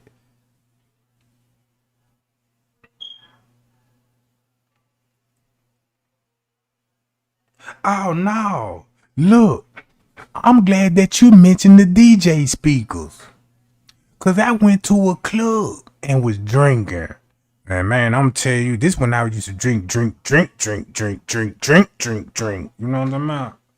Cause you know, they be trying to give me some controlled substance and stuff like, take this Trey gang and this thing, you know, I'm drinking like a fish. So yeah, I'm in the club, fresh to death. But watch this. I'm so fresh. I'm standing in the line long. Man, there's so many women out there. Then I'm making eye contact. I'm feeling myself. You know what I'm talking about? So when I get to the security, you know what I'm saying? He like, hey, you can't come in here with tennis shoes on. You need some dress shoes. I'm like, oh, man, we done came all the way out here, bro. I'm like, man, come on. I know the dress code. You know what I'm saying? I'm like, look at the shoes. These just ain't no tennis shoes. You know what I'm saying? I made up some name. Like, these some designer junk. He like, man, you won't get your ass out the track with these big ass bobos on. So, look, I couldn't get in the club unless I had some shoes. So, my nigga, right? You know what I'm saying? He was like, man, I got some shoes for you. I got some shoes. And they like, man, look, I had to wear some dress shoes. So the clothes I got on ain't no dress shoes finna go with them junk, bro. So we walking back to the car. I'm like, man, let me see them Johns. You know what I'm talking about? And then when he pulled them Johns out, them hoes was so long. I'm like, man, what size of these is? He was like, these are 13. I'm like, hold on, bro. You know what I'm saying? Man, that were a 10. I can't. Then I put them hoes on, man. I look like a genie from the feet. Man, I look like a genie from the feet, bro. They were so pointed and so long. So I'm like, man, let me see how I can stomp in these junk. Then they flapping in the back. So, you know, I had to double, you know what I'm saying? Double up the sock a little bit, you know what I'm saying? So them junk won't be flapping so hard. And then when I get in the club and he looked at the shoe, I'm just hoping nobody just ain't just paying attention to the shoe. But they were so long, they were noticeable. I'm talking about it went to all the female choosing to now they all losing because they looking at my foot game now. They like, man, who is this? You know what I'm talking about? So I'm in the club and you know I'm a dancing motherfucker. I like to do robots and shit, you know what I'm talking about? And the centipede, you know what I'm talking about? I like to do the worm and all that old stuff. So yeah, you know, I can't do none of that because the shoes gonna come off. So, you know, I'm chilling, you know what I'm saying? I'm having a good drink. Now I'm at the bar, you know, I'm chilling. But now I got these some goddamn dress shoes. And they got heels on the back of them junk. And I ain't used to no heels on no dress shoes, bro. You know what I'm talking about? And them junk got caught on the hook, on the stool, and the whole shoe came off. When the whole shoe come out, you thought the shoe was long. You should have seen how long the sock was. Look, I had to fold the sock up like in boxing, like I'm finna wrap my hand up. That's how long the sock was, you know what I'm talking about? Cause you know, when I go to Family Dollar, they don't never have, you know what I'm saying, shit your size when you go get t-shirt, box, socks and shit, you know what I'm talking about? And then some of the labels on that jump be lying. Like I was like, yeah, let me you know what I'm saying, man, give me some extra large draws, you know what I'm talking about? But these extra large draws felt like goddamn I had some goddamn some goddamn smitty panties on. Man, I'm like, man, wait a minute.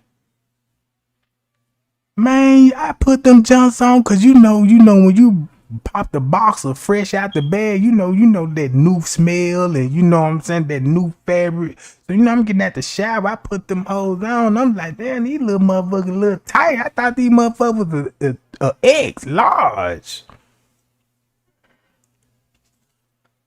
Man, that motherfucker shake my booty cheeks round in there. I said, hell nah, I ain't putting these hoes on. Man, whoever made these motherfuckers gotta be gay, cause he done got my booty plumping these, John. Man, I'm looking in the back of my head like, damn. Man, don't tell me I had all this ass, bro. You know what I'm talking about? Man, I'm thicker than a sneaker around this, John. Yeah, they got little Daisy Duke boxes. You know, I feel like one of those them Amir girls that be on YouTube whispering in the microphone, making them little noise and shit. Do you like this sound? What do they sound like? Do they turn you on? Hit that like button. Oh yeah. I'm like, damn, what the hell? You know what I'm talking about? I was watching some of those videos and I'm like, these people really be getting off for it. Like they'll be like, oh yeah, let me scratch them. This what they be doing. They be like, you want me to scratch your back? Like that.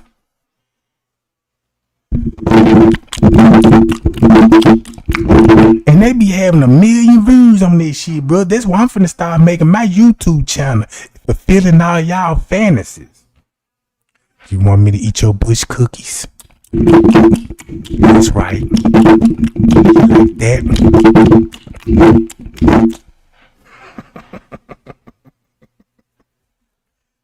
Could this be you? You know what I'm talking about? If that shit making views, I'm finna start this shit tonight. And then look, it was this one white girl, I ain't gonna lie, she was thick and she was pretty. You know what I'm talking about?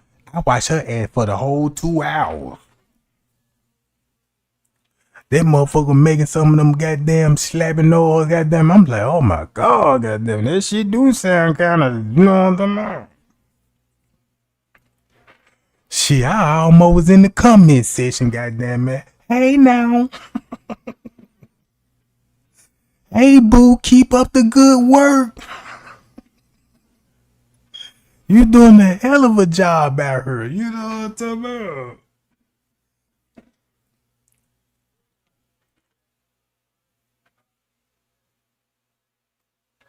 I'm just saying, gang, if y'all want that kind of content, let me know and I'll get preparation for it. Cause I'm doing a psychic channel. I just bought me a whole goddamn crystal ball. You know what I'm talking about? And I'm supposed to tell the whole future now. You know what I'm talking about? I got cards and shit. You know what I'm saying? All I just need to get me a crystal ball background so I could transform the spirit so y'all can ask the spirit. You know what I'm talking about? Because I ain't gonna ask them questions. I want y'all to talk to the spirit for y'all self.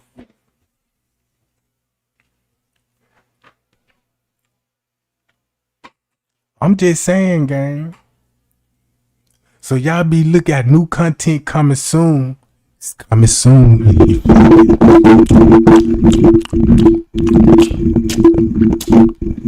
That's me kissing you.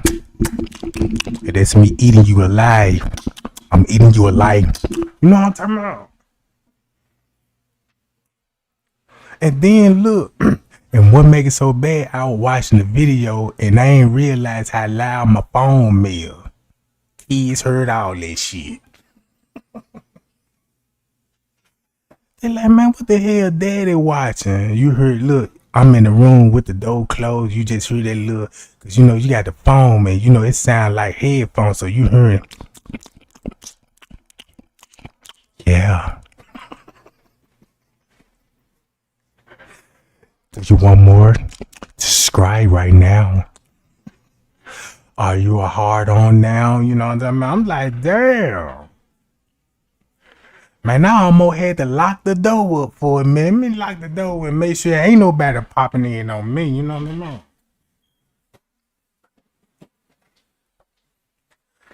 But I ain't gonna lie. Shit, I ain't gonna lie. I subscribe like a motherfucker. I'm like, yeah, keep up the good work. What's your email? I got to send you some tea right quick. You know what I'm talking about?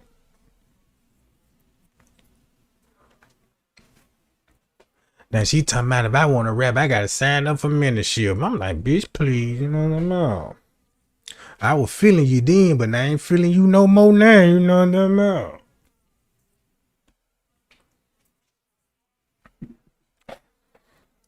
But yeah, gang, I'ma go and get on up at this junk cause I got to put all this stuff together for y'all content and stuff. You know what I'm talking about? I'ma fulfill all your needs. I'm fulfill all your fantasies and stuff. You know what I'm talking about? And then I'm gonna put a cooking channel and teach your ass how to cook some real cheeseburgers and really fried chicken. You know what I'm talking about? So yeah, you gonna learn some of everything on this motherfucker. Pick a lock, what to do when you get in bar fights. Yeah, kung fu. You can learn the Buddha paw. You know what I'm talking about? Yeah.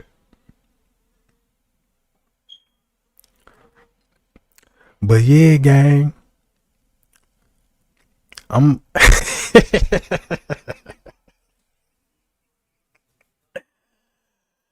man, let me go and get on up about this job.